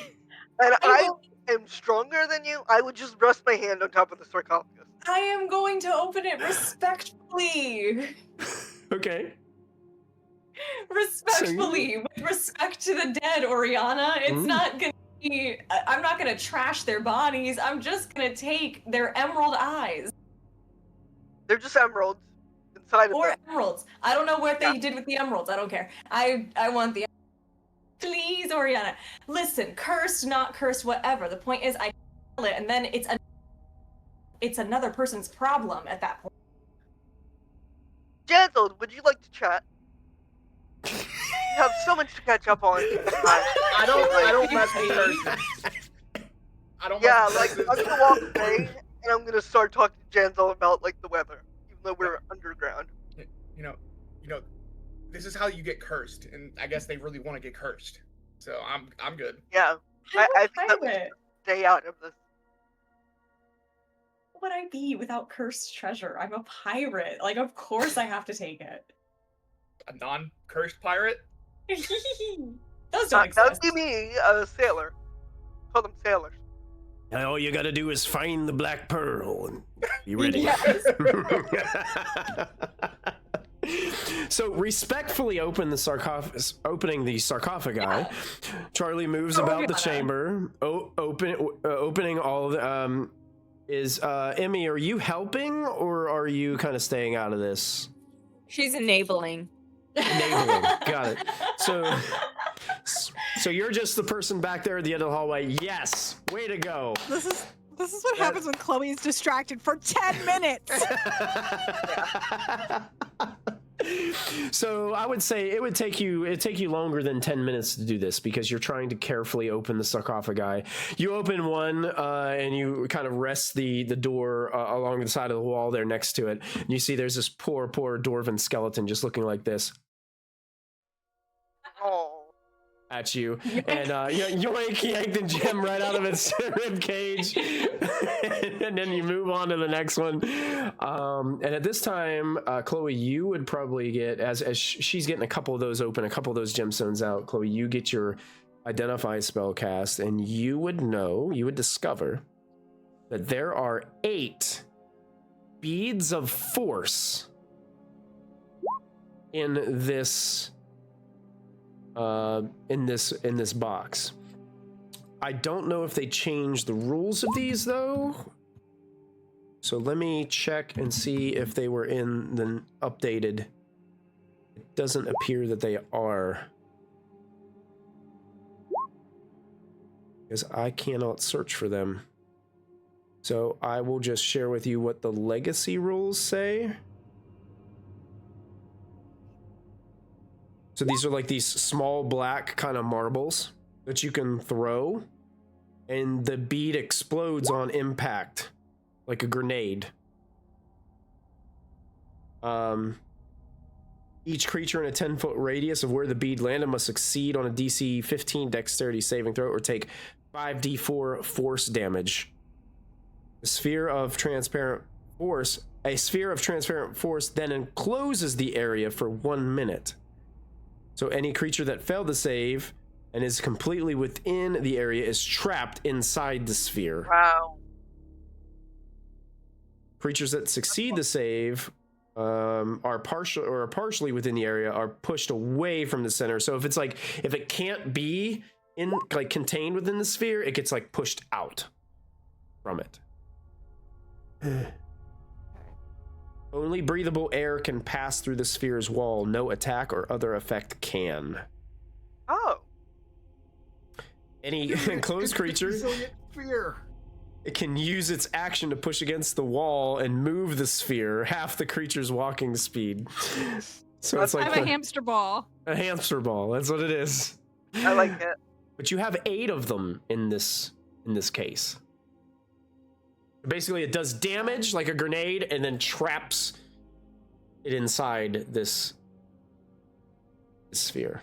It closes it for 1 minute. It's a hamster ball for 1 minute. Sorry, everybody. I was being mauled. We saw. It was terrifying. This is why you need cats and not dogs.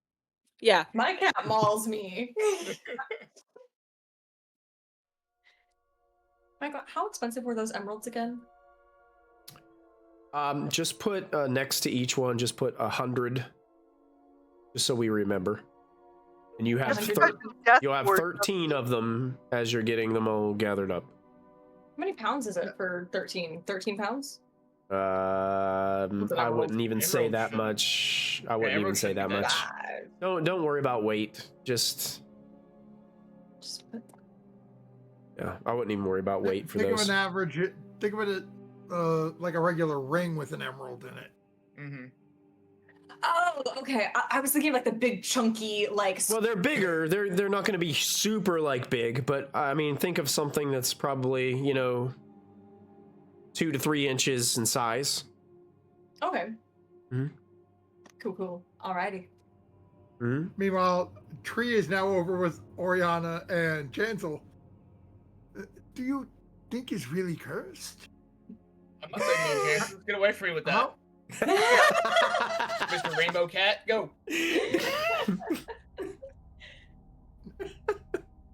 I wear it well. You do. You look very dumb. But Tree's gonna look at Oriana. Is there a way to? Because this was on the ground. How do I put to rest? Aw, okay. Gently place it back and pretend you were never there. So, but it was on ground. I don't know whose it was. Oh. By process of elimination, it's for when you exploded them. Oh, I did explode them. I did not mean to. I did not know there was sarcophagi in that room. Valkyr Herald as well.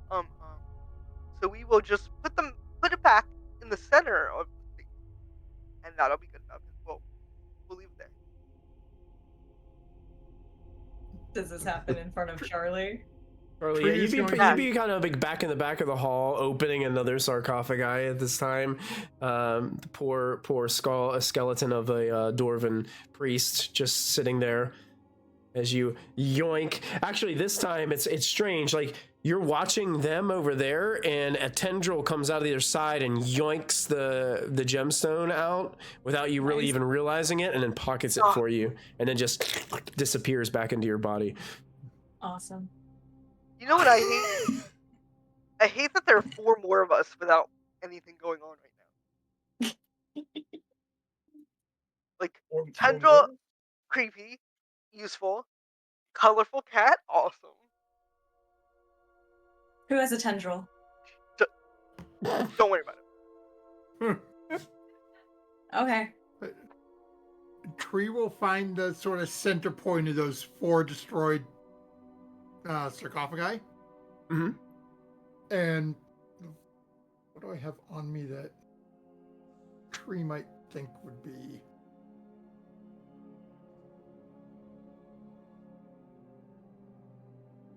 A whole lot.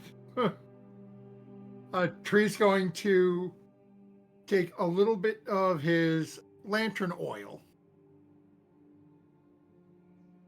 tear off just a tiny little strip of fabric, like his undershirt or a rag or something. Soak it in the oil, put it beside it, take out my tinderbox and just strike a flame. Okay. Make like a little offering beside it. I do not know your practice, so we use fire. Gives a little nod to the gemstone and walks away. Okay. I'll pat Tree on the back.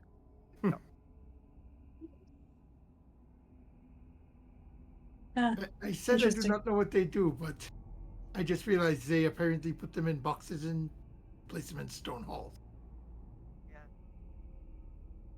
I'm glad you're not I'm going to roll sleight of hand for unrelated reasons. Are you gonna try to roll up in there and just swipe it right back up?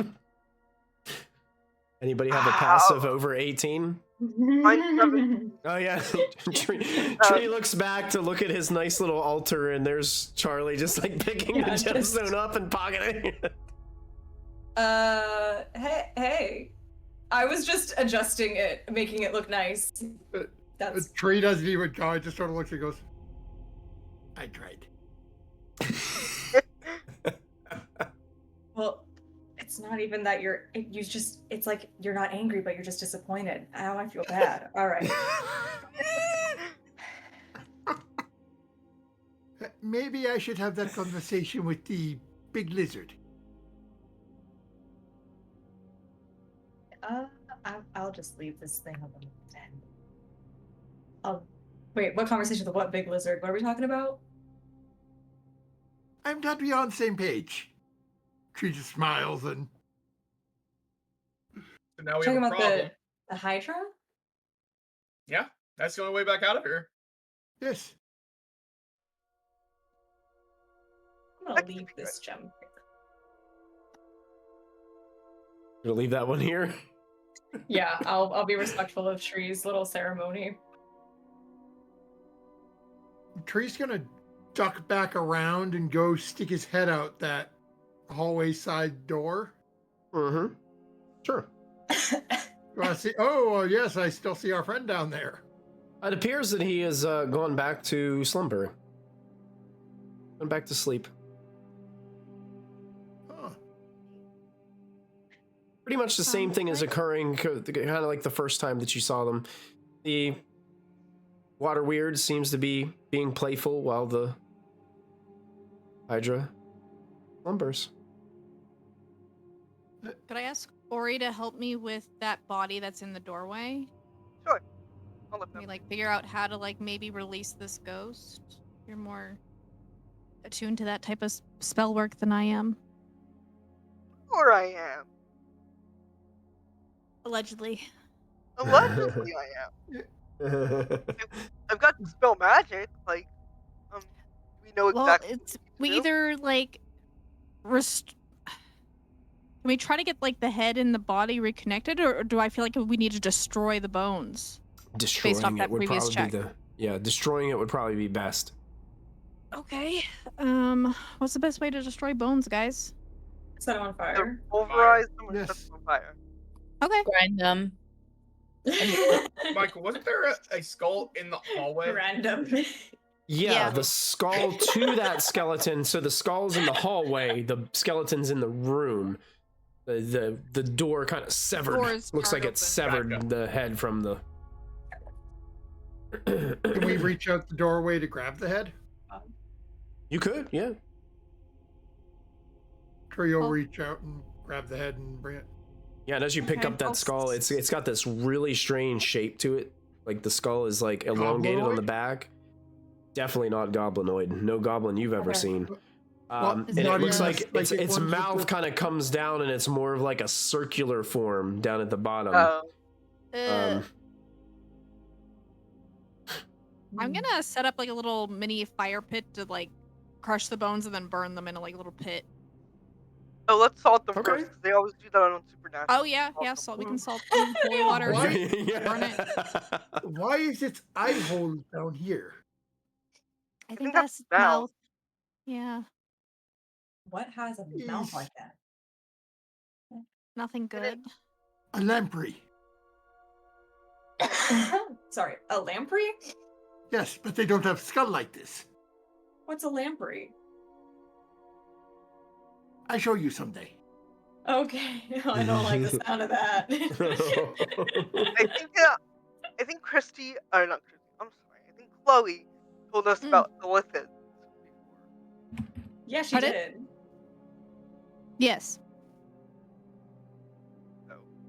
I'm pretty sure. Here, let me see if I can find a good. Illithid. I was gonna try to find a good image to share with you guys, but on the I feel spot, like Chloe's I heard don't really. stories and books. I don't think she's actually seen one. Oh, okay. She's heard it from like secondhand experience. Like her friends and family have experience with these, but it's probably books. But didn't you also get a vision? Did I get a vision? Kristy can't remember. She might have. Let me see if I can do this real quick. I'm gonna save this image, and I'm gonna say I'm not sure who the artist is on this, but I will save this to desktop, and I'm gonna bring an image into Roll20 to show you what kind of like give you an idea of what this thing looks like.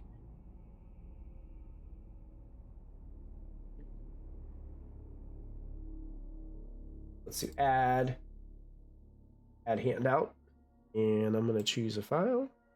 I'm going to go to my desktop, drag this in there. Okay, and I'm going to put a skull in there. And I'm going to put in players journals, all players, and save changes. And at the top, you should see something that says skull. And this is what the skull looks like. Oh. Okay. Well, yeah. Yeah. That's elephant. Ooh. Salt the crap out of these bones, Ori. Weird. It has a bullet hole or a horn hole? Or a tentacle hole. Or a tentacle. Can I medicine check stuff? I don't know what the holes for, or like if it's like man-made or. Well, you can as you're just looking at it, you can tell there was a lot of damage to this mind flare body, and to you it looks as if like this room kind of indicates that a major like fight took place here. And kind of putting 2 to 2 together, like the dwarven clay golem was still here. So it seems as if like the Illithids perhaps centuries ago tried to come in here and couldn't get past the golem. At least a couple of them didn't. This one definitely didn't. I have a question about the body of the golem. Okay. Does the golem appear to be like hard shell, soft center, or is he rock straight through? No, it's more like clay, like I don't know, like modeling clay almost, you know? Okay, so he's not fleshy in any way. Not really. There's no. Could I? You know, okay. Okay. Noted. But yeah, you guys are setting up and you guys are just burning these bones here in the center and pouring salt on them. Okay. Salt, holy water, or smashing the bones and then burning them. That's the plan. Smashing and burning. It takes a little while. It takes, a few minutes.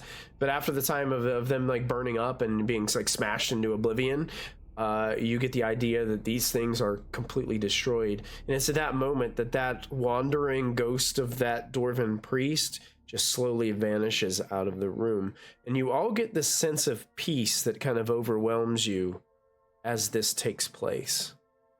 As if this curse, this haunting has been lifted from this location. Of the entire location or just this one? Is it because this was a separate one? Yes, this was a separate one, just this one. So that's 1 down, 2 to go. We still have to do the hallway, right? Yeah. This haunted house stuff is so creepy. You should try Death House from Cursed Strahd. What's a death house, Oriana? Oriana, what are you doing in death houses? No, nah. It was like a chapter on how to exercise things, like that we had to learn. Like that's cool. Yeah. So I'm glad that you're not actually in death houses, because that would be just I couldn't. No, it's all in theory, Oriana. not in practice. Yeah. Yeah. So, okay. So the big lizard is taking a nap again. Okay. It won't be as soon as I walk out there. I have a suggestion. Okay. So we know how the Hydra is always. One of the best ways that we could possibly get past this thing would be to feed it, right? Like maybe give it an offering. Okay, but like listen, it doesn't. We could pretend that this golem thing. This is a pretty big deal. If we convince the Hydra that this is food and offer it to it, maybe it'll let us pass. Yeah. Okay, so my thought process is one, not actual meat. The Hydra doesn't know that. Hydra isn't a dog. And it can smell what it's made of. Also, how are we getting it down that tiny hallway? Also that. Michael, do I think I could fit down the hallway? I mean, it's broken up into several smaller pieces, so yeah, you guys could pick it up and take pieces down there. Okay, so to resolve the it doesn't smell like meat issue, I can take a little bit of damage and just cut myself open a little bit and bleed on. No. What? It's a tiny boo-boo. It's fine. Or we just run past again and we're fine. Where are we gonna go? Wait. There was another hallway. There's another hallway. A small sacrifice for the group as he cuts her palm and bleeds. The hallway looks small enough. The hallway looks small enough to me that I don't think the Hydra would be able to follow us. Yeah. Okay. Well, I mean, y'all are the only ones who can see out there, so whatever we all decide to do.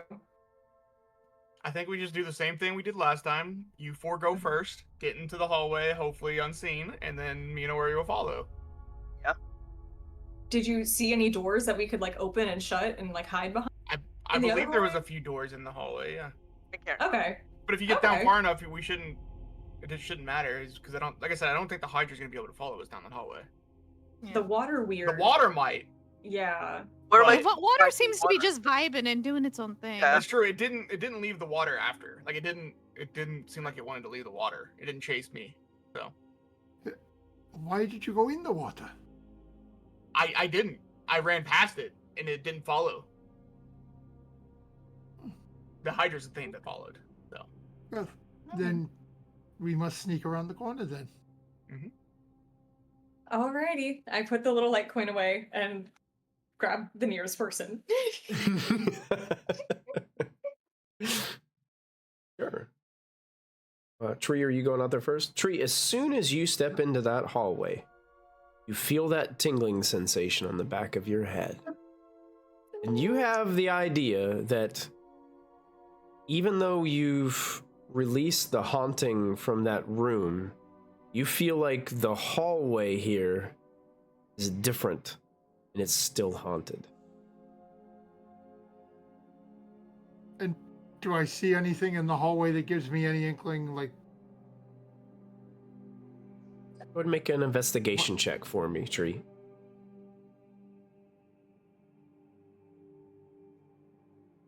Would you like to spend any resources? Because that's not high enough. What do we think? D12. Do I burn something? Yeah, the higher the better. You could, or I could come out and help you. I was already going to turn myself. Oh, good. I was going to turn myself invisible because I forgot I have that as like a free thing from Racial, so I could turn invisible and join you out there invisibly. Yeah, that's it. If Chloe's coming out too, yeah, I'll leave it to Chloe. I'll be like, okay. There must be something we are not seeing. Yeah, I agree.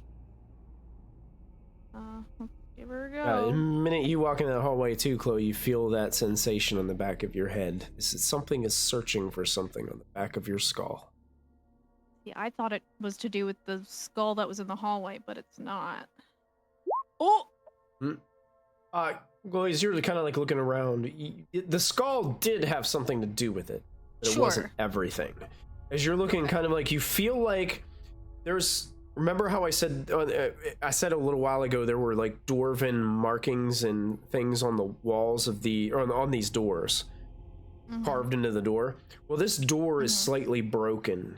You feel like if you guys took the time to fix the door, that it would relieve the spirits that are haunting this hallway. Does it look fixable? It does. You guys could repair it, it would be easier if somebody had some tools. I might have carpenter tools, actually. I'll ask the party. I'll hop back into the room and be like, this is what I'm picking up. Does anyone have a means of, like, repairing it? I'm going to turn the light back on. You would think, based on that investigation check on how you rolled, Mason's tools would be the best option. Not the only option, though. You guys could creatively think of a way. Carpenter's tools. Emmy has carpenter's tools. Emmy was wrong. Emmy was wrong. Emmy does not have carpenter's tools. What? I also have thieves' tools. I think one of you has like a room at your house that has like every set of tools. Yeah, don't. Yeah. We're little thief friends. I thought we'd have parenting group tools, but you don't.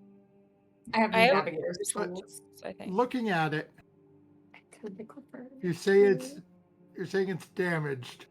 We have clay. You do? Could we utilize between what toolkits do people have? Does it? I have painter's supplies. Okay, then Charlie, I know you've got thieves, right? And tinderbox. Thieves' tools, navigation tools, calligraphy, and jeweler's What was the last tools. one? Jeweler's tools. Yeah. That could be useful. Okay. I have cartographers and thieves. I don't have any. Navigator. And Emmy, what did you have? Eve. Thieves as well. Okay. I got a whole bunch of little, small tools. I can hold the door in place. That's about as much as I can do to offer to help. Well, if you hold the door in place and like we heat up the clay to like mold on the hinges. Sorry. Right. Like use the and then clay I paint and over it use... so it doesn't even look like it. That's a good idea. Just visually it has to look like it's fixed. Yeah, and you guys could even use like your thieves' tools and some of your like jeweler's tools that have like items that kind of like can carve into stuff to like try to, you know, fix some of those dwarven markings that are on the door too. Like, you know, just kind of like shore them up. You guys have got a lot of different tools that you can use. And Emmy, don't you speak Dwarvish?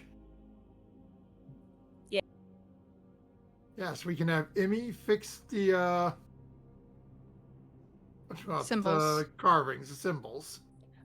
I don't want to make things harder for us, but in the back of my actor mind, I think she might be a little bit illiterate. I have calligrapher's tools. I can help you with the carvings if you want. Yeah. Nice part is that you don't have to know what they say. You could just, you got thieves' tools. You're just sort of carving it and cleaning it up. Mm-hmm. You're tracing. Yeah, you're tracing. Everyone can trace. Everyone can trace. We'll do it. Yeah. Well, you guys, those are fantastic ideas. You guys kind of like start to take the clay from the clay golem and mold it into new hinges, using whatever means of. Do you guys have cantrips that do fire, or you guys just like starting a fire? Or tinderbox, right? Yeah, tinderboxes. Yeah, with tinderboxes. Elementalism. Elementalism, you can kind of shape and mold the fire to where you want it to kind of heat. You guys can kind of basically you're just making these really like clay hinges to go on these stone door, and with a little bit of paint, a touch of paint over top of them, it kind of like blends right in with those, and with Emmy and Charlie going and kind of carving in some of the damaged dwarven writing that's on the wall. It takes several minutes. I would say probably like 45 minutes have passed, but you guys get the door repaired to where it functions normally without even having to make rolls. As this doesn't require a roll. This was just more of like a, how you guys gonna do it? And we tell the story together. That's what this moment was. You guys, and you guys got Jansel kind of holding everything in place to make sure it doesn't slip back out. You guys repair the door, and that's when you guys hear this strange kind of like barely audible sigh and you no longer feel the tingle in the back of your skulls, and a sense of peace just overwhelms you. As this haunted area seems to be not haunted anymore. Yay! Thank God. Well done. Now that door functions and can be opened and closed normally. Okay. So now I should sneak around the corner. Who's coming with me? I'll go. All four of you all should go, and then me and Oriana will. I will tie Charlie to me. Sure. Wait, what? Okay, makes sense. Tie Charlie to you? I'll go with Emmy this time. Yeah. I Okay. want to say you tie yourselves together with like scrunchies, like just like best friend. Best like, friend. Yeah. Awesome. It's actually a pair of handcuffs, but that's our friendship bracelets. So, if the party's attempting to sneak by the Hydra again, I'm gonna need new stealth checks from everybody to get by. And I do not get advantage this time because I'm not invisible. 14. I like.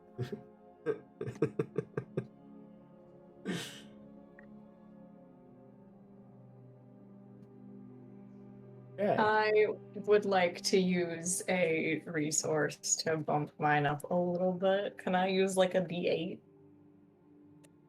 D8? Hold on one second. I will tell you who passes and who fails, so then that way you can decide whether you want to use a resource or not. Okay. Tree, was that 18 your stealth check then? Yep. 18 will succeed. Okay. Charlie, a 14 will not succeed. Okay, I'll use it here. An 8 for Oriana will definitely not succeed. Chloe, a 14 does not succeed. I have a 21. 25 does. I have a 21. I have advantage with my invisibility. Yep. Oh, yep, you were invisible. So, yep, 21 would make it a success. Janzel, that's a really good roll for you. It's not bad, yeah. Unfortunately, it's not going to succeed still. Yeah. Fine. So, be up to you. Those of you that would like to add stuff, you guys have an opportunity to add a resource if you'd like to do that. It looks like a D6 makes Charlie's a success. So with a D6 expanded, Charlie makes it to a 20, and you now have succeeded on your stealth check. Okie dokes. Oh my god, so I think the only chance me and Oriana would have of succeeding is if we roll a D12. Yeah, I don't. And if she's not going to do it, I'm not going to, because I think Janzel's more worried about getting everybody over there than worrying about him being sneaky. So, you've got 5 D12s available if you need them.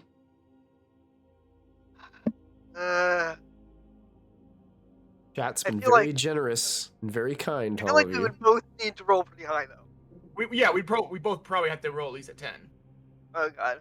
So that's why I said only a D12 would probably be the thing that would work. Yeah. But... I'll take a bite, I guess.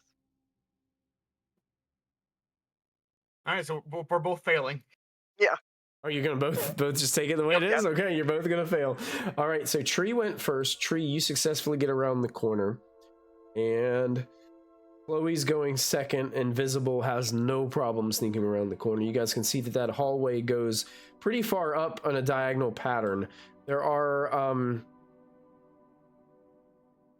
2 doors. One on the right that Tree is passing, and there's one on the left as well. Emmy, you are successful. Charlie is also successful being attached to Emmy as Emmy's dragging her around the corner. And you guys can also see, well, Charlie couldn't see anything right now, but Emmy sees the doors up there ahead, one on the right and one on the left. It seems like it goes up farther, and it looks like it opens up into a chamber a pretty distant way ahead. Oriana, sneaking around the corner next, is going to Oriana, tell me how it is. How do you fail your stealth check? What makes it that you Right. what about you moving here causes So Oriana this? got it wrong. She thought that walking on the balls of her feet, so the rolls of her feet, were stealthy. She's clomping along, and then like she hits her toe on something, and she's like, "Ah, that's not right." And then it immediately wakes Nice. Jansel's watching all of this take place as well. Yeah. As the creature begins to awaken back in the back, as all 5 of the heads begin to rise back out of the water once again. So what I need you guys to do is I need you guys to click on your tokens and roll initiative. Oh my god! Ooh, I rolled a good one. Oh, I rolled really bad. Oh, Look at you guys. The 2 nat 20s on initiative. Look at that. Yay. Look at you guys. Everybody rolled higher than the creatures. Ooh, yes. Not everybody. Oh no. Well, Chloe, you're by rule you break ties, so you go before. True. So, so it seems that unfortunately your rather heavily armored friends in the back are still unable to sneak around these individuals. Charlie, you're the first to notice that this creature behind you has become alert and aware. Am I the first to notice if I can't see anything? Well, you can hear growling behind you. You're the first to hear it. Okay. Okay. Well, I can't. You heard. Oh, that's not it. As Oriana shouted out in the hallway. And Charlie will be like, "The balls of your heels." Teach me how to rogue later. Okay. Charlie really can't do much since she can't see. I can make an attack with disadvantage. Okay, I am going to take a short bow with general, and because I'm stealthed. Okay, because I'm stealthed, do I get advantage? But then because I'm blind, so then it becomes a straight roll. It'll just be a straight roll. Yeah, Yes. You cancel it out. Yeah. 16? Oh my god, I think you hit it. You did! You hit it! Yes! I don't think sneak attack's gonna count on this one, right? I'm still. Oh, she's but you're not advantaged. Oh, no way. Yeah. Yeah, but you wouldn't have advantage because of the fact that you can't see anything. Doesn't she have something because of rakish? If there's no, that's she can. I think that's a it's melee melee. ability. Like she can get away without it attacking her. Yeah. That's what the rakish thing I think is. No, there's. I thought there was something about sneak attack too. There is something there about sneak attack. It's if there's no if in melee I can do a sneak attack thing. If no other creatures are within 5 feet of either one of us, even like so I don't need an ally. But yeah, it's melee only. I'm pretty sure. Yeah, you hit the Hydra as you just like blindly just fire into the darkness down the hallway where the growls are coming from, and you hear like the impact, and you hear a little squeal come from the creature. All right, excellent. That's great. And then I will use. See here. Oh, I'm in inventory. That's why I can't see any of my actions. Alrighty, and then.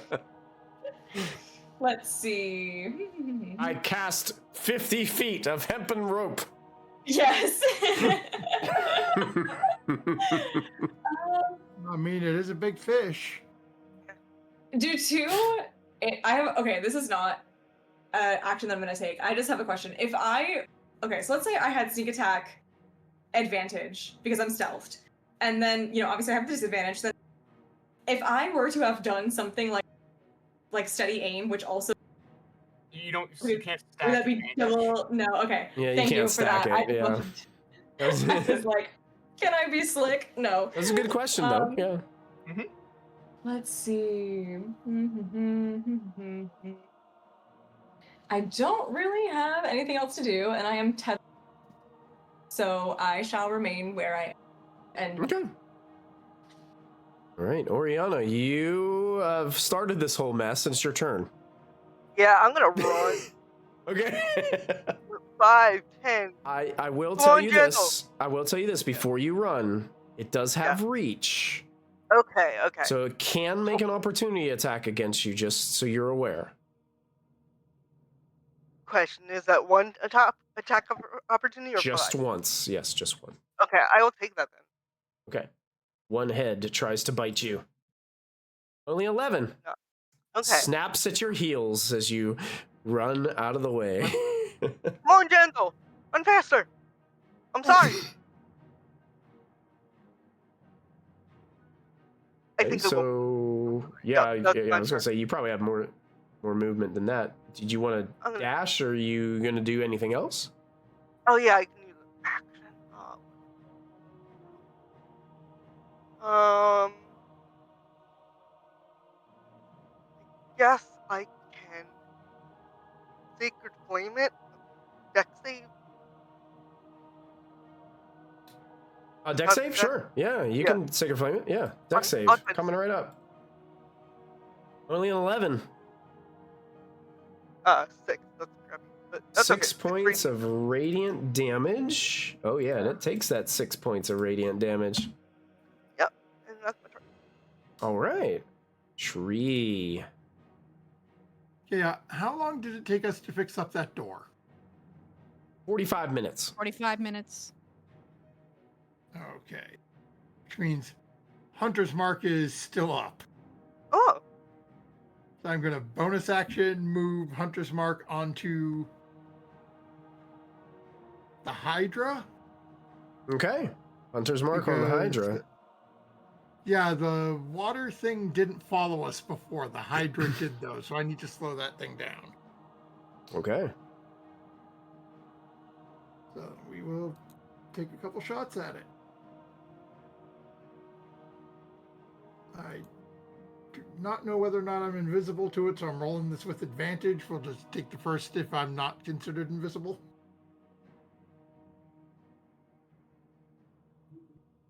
Ooh. 13 is not gonna hit. The 22 hits. The 13 won't, but you can spend resources if you'd like. Actually, I have a Bardic from Chloe. You do? That's a D8, right? D8? Yep. You just needed a 2. It makes it hit. Yeah, look at that. So both of those are going to hit. Okay, so first one is... Wow. 8 and 4, and I'm going to skip my sneak attack. I'll use it on the second hit. Yeah, look at that. And then, I'm actually going to make this a Dreadful Strike, so it'll also take 9 points of psychic damage. 9 points of psychic damage. And then on the second hit, it is 13 piercing, 4 poison, and 4 sneak attack. Doubled that number by skipping it.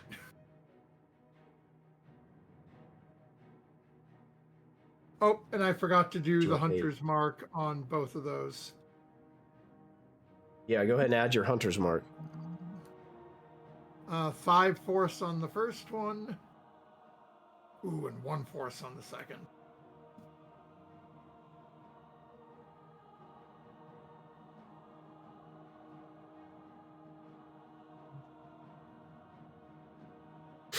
Dang. You were real close. So with these 2 arrow strikes, Tree, you watch as one arrow hits like one of the necks of this Hydra, and it rips out a chunk of the neck as it hits. The second arrow comes by the other part of the flesh that's attaching the neck and completely severs the neck of one of these heads of the Hydra as the head flips a few times and then slams onto the ground. As one of the heads has been removed from the Hydra from your shots. Trisha look over at Chloe for. Okay, You can't what do we see- do now? You can't see her face, but you feel the disappointed mom look.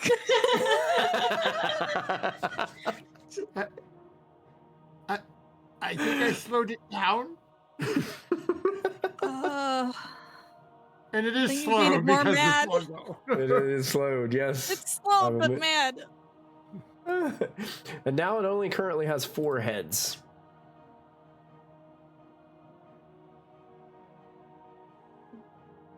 All right. That's a good point.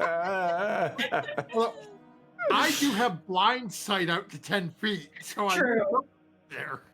I didn't know. You about know where I that. am. Oh, you have blind sight.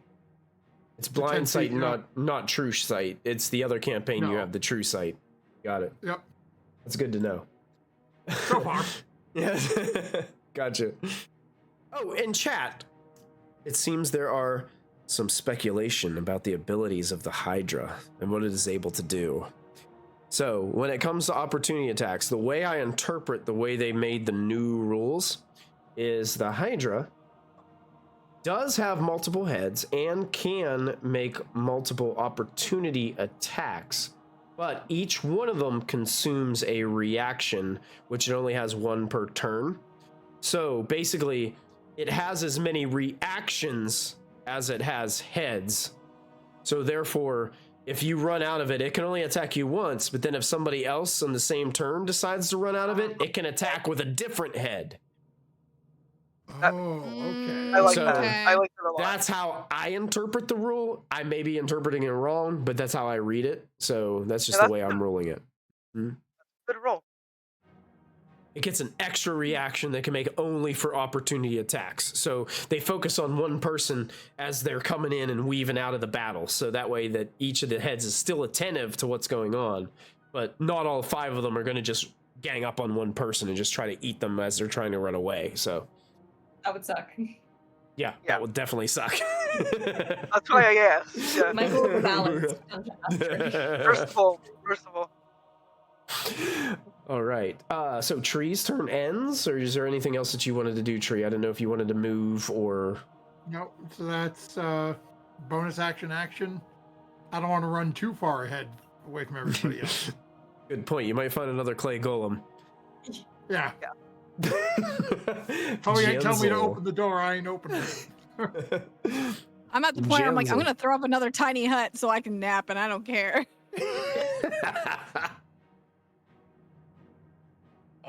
So I will step forward, and I'm gonna send my clone to engage the creature and hopefully distract it, and meanwhile I'm just going to run. So Okay. I will use a bonus action to use Adrenaline Rush, which lets me take the dash action, and I get 3 temporary HP. Oh, hey, look at that. So I will just start sprinting this way. Okay, now it does have reach, and it does have that Yep. multiple reaction, so it will take an opportunity attack against you, as it's going to bite you, and rolls a natural my 20. Oh no. But God, look you how rolled terrible. You bad rolled the so damage roll bad. is. Yeah. You take 7 points of piercing damage from Oh, that it's like crit. 4 because of the bonus. so or- Look at, oh yeah, because your temporary hit points, it wipes it all out. Look at that. It barely like nips at your calf as you just run down the Ow. hall. Well, I will stay here because I don't want to pass anybody up, even though technically I dashed. I want to be the person that's behind, so everything attacks me, hopefully. So I will use my action to dodge also. since I didn't use an action. So. Sure. Yeah, action to dodge. I wonder if there's a good symbol we can put on you to say you're dodging. Not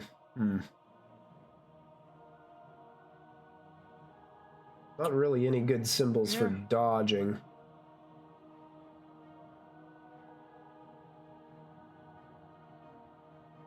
We'll put these just little wiggly lines. I don't know. Spoke to me. We could do screaming. Okay, sure. Wiggly lines it is. Screaming, I think is Wait, fear. Yeah. All right. So Jansel's turn ends with the dodge action, bringing us to Emmy's turn. Emmy, is there anything in particular you wanted to do?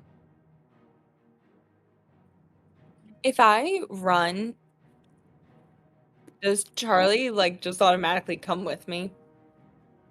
Did you take, like, how are you said you tied her to you? We are tied together. How are you tied together? Like, what? So in the past, I tied it around her waist and then tied it to my waist. We did discuss handcuffs, but I don't know if those are intended. That would take 2-weapon fighting out of the equation if you were attached by your wrists, probably. Oh yeah. Also, are handcuffs a thing in this world? I have manacles. Chloe has so many manacles. They're manacles, yeah. You don't ask You know, don't ask me, you know Chloe. the three-legged races that people, dude. Our dexterity is gonna be so bad. Oh god. Oh my god. I think it's rope around her waist and it's like 5 feet. Okay. Yeah. So you're just like you just got a little tether going between you. Okay. Sure. Yeah. Here's what I will say though, because Charlie has no idea what is happening because it is completely pitch black. So what I will say is, if you move, you have half movement, and wherever you move to, Charlie just kind of like follows you along. Yeah.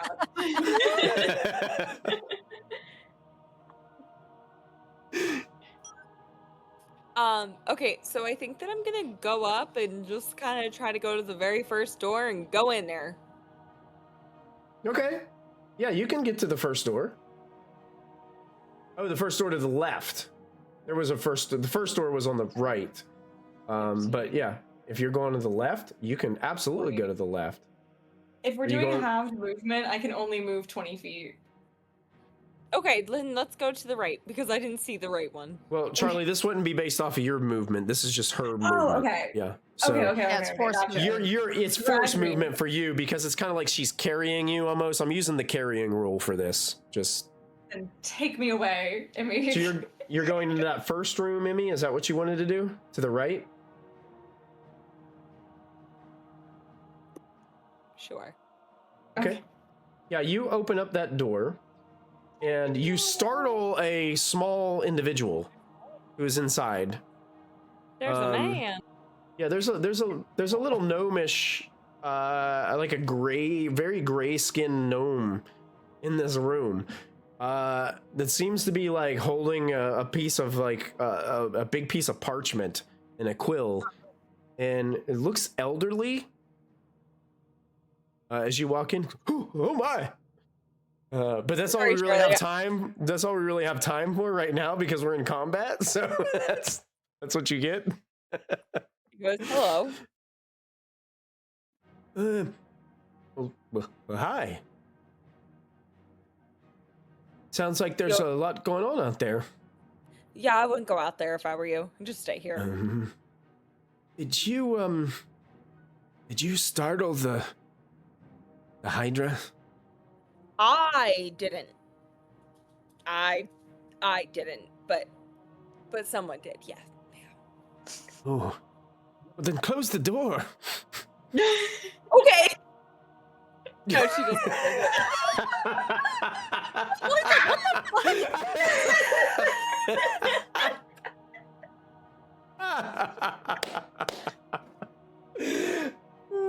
Funny. And at that, we go to Chloe's turn. What do you want to do, Chloe?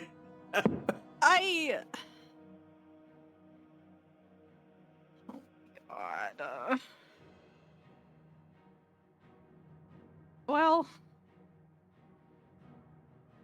Honestly, it's not a bad idea. Do I feel like that Hydra could fit inside one of those bead thingies if it failed, or does that feel like it's a bit too big? It says 10-foot radius.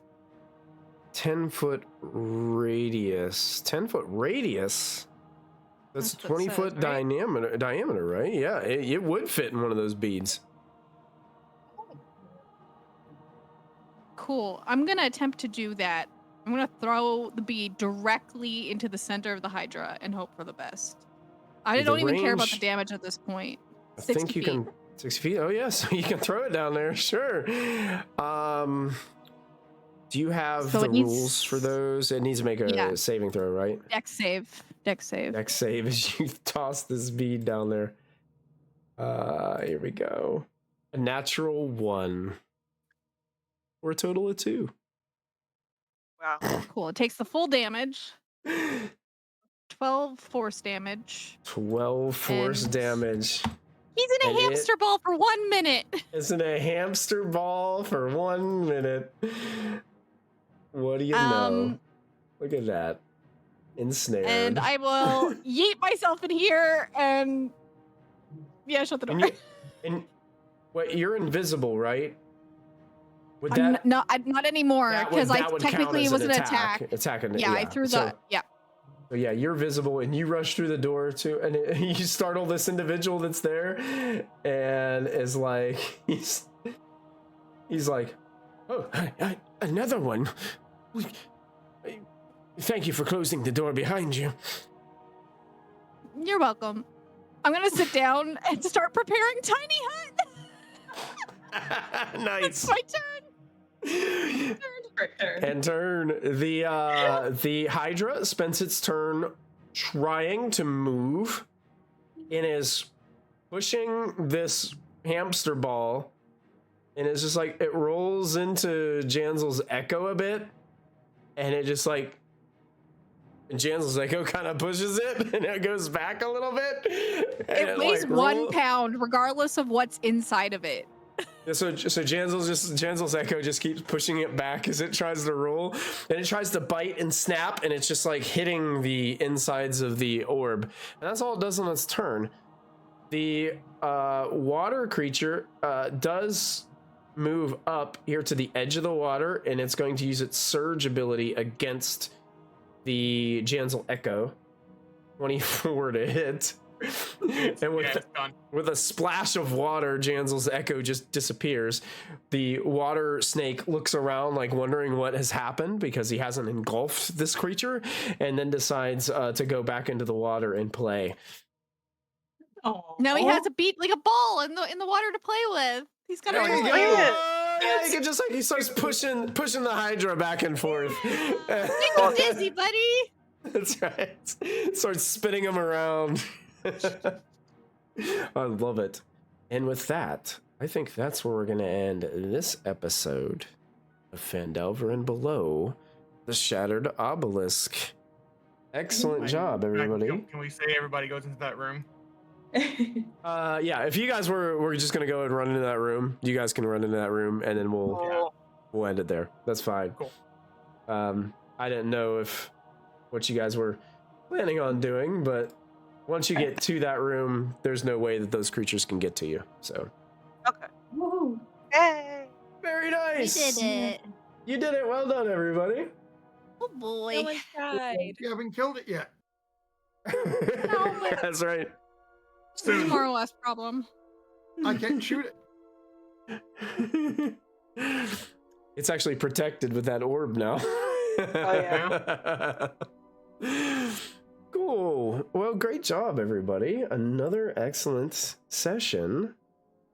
You guys have made your way into more of this crypt, and you guys will get to meet this individual that you have just jumped into the room with. Yeah, exactly. Next time that we get together. So, thank you guys. Those of you that tuned in and hung out. Yeah, Eggpaw, thank you guys so much for hanging out with us tonight. Thank you for all the chat rewards that you guys have given. Akpa says, "There's no way this little guy isn't Vecna in disguise." I'm gonna spank him if he is. All I'm saying, he's an old ass gnome and a magic user. There are people I'd be more worried about than Vecna.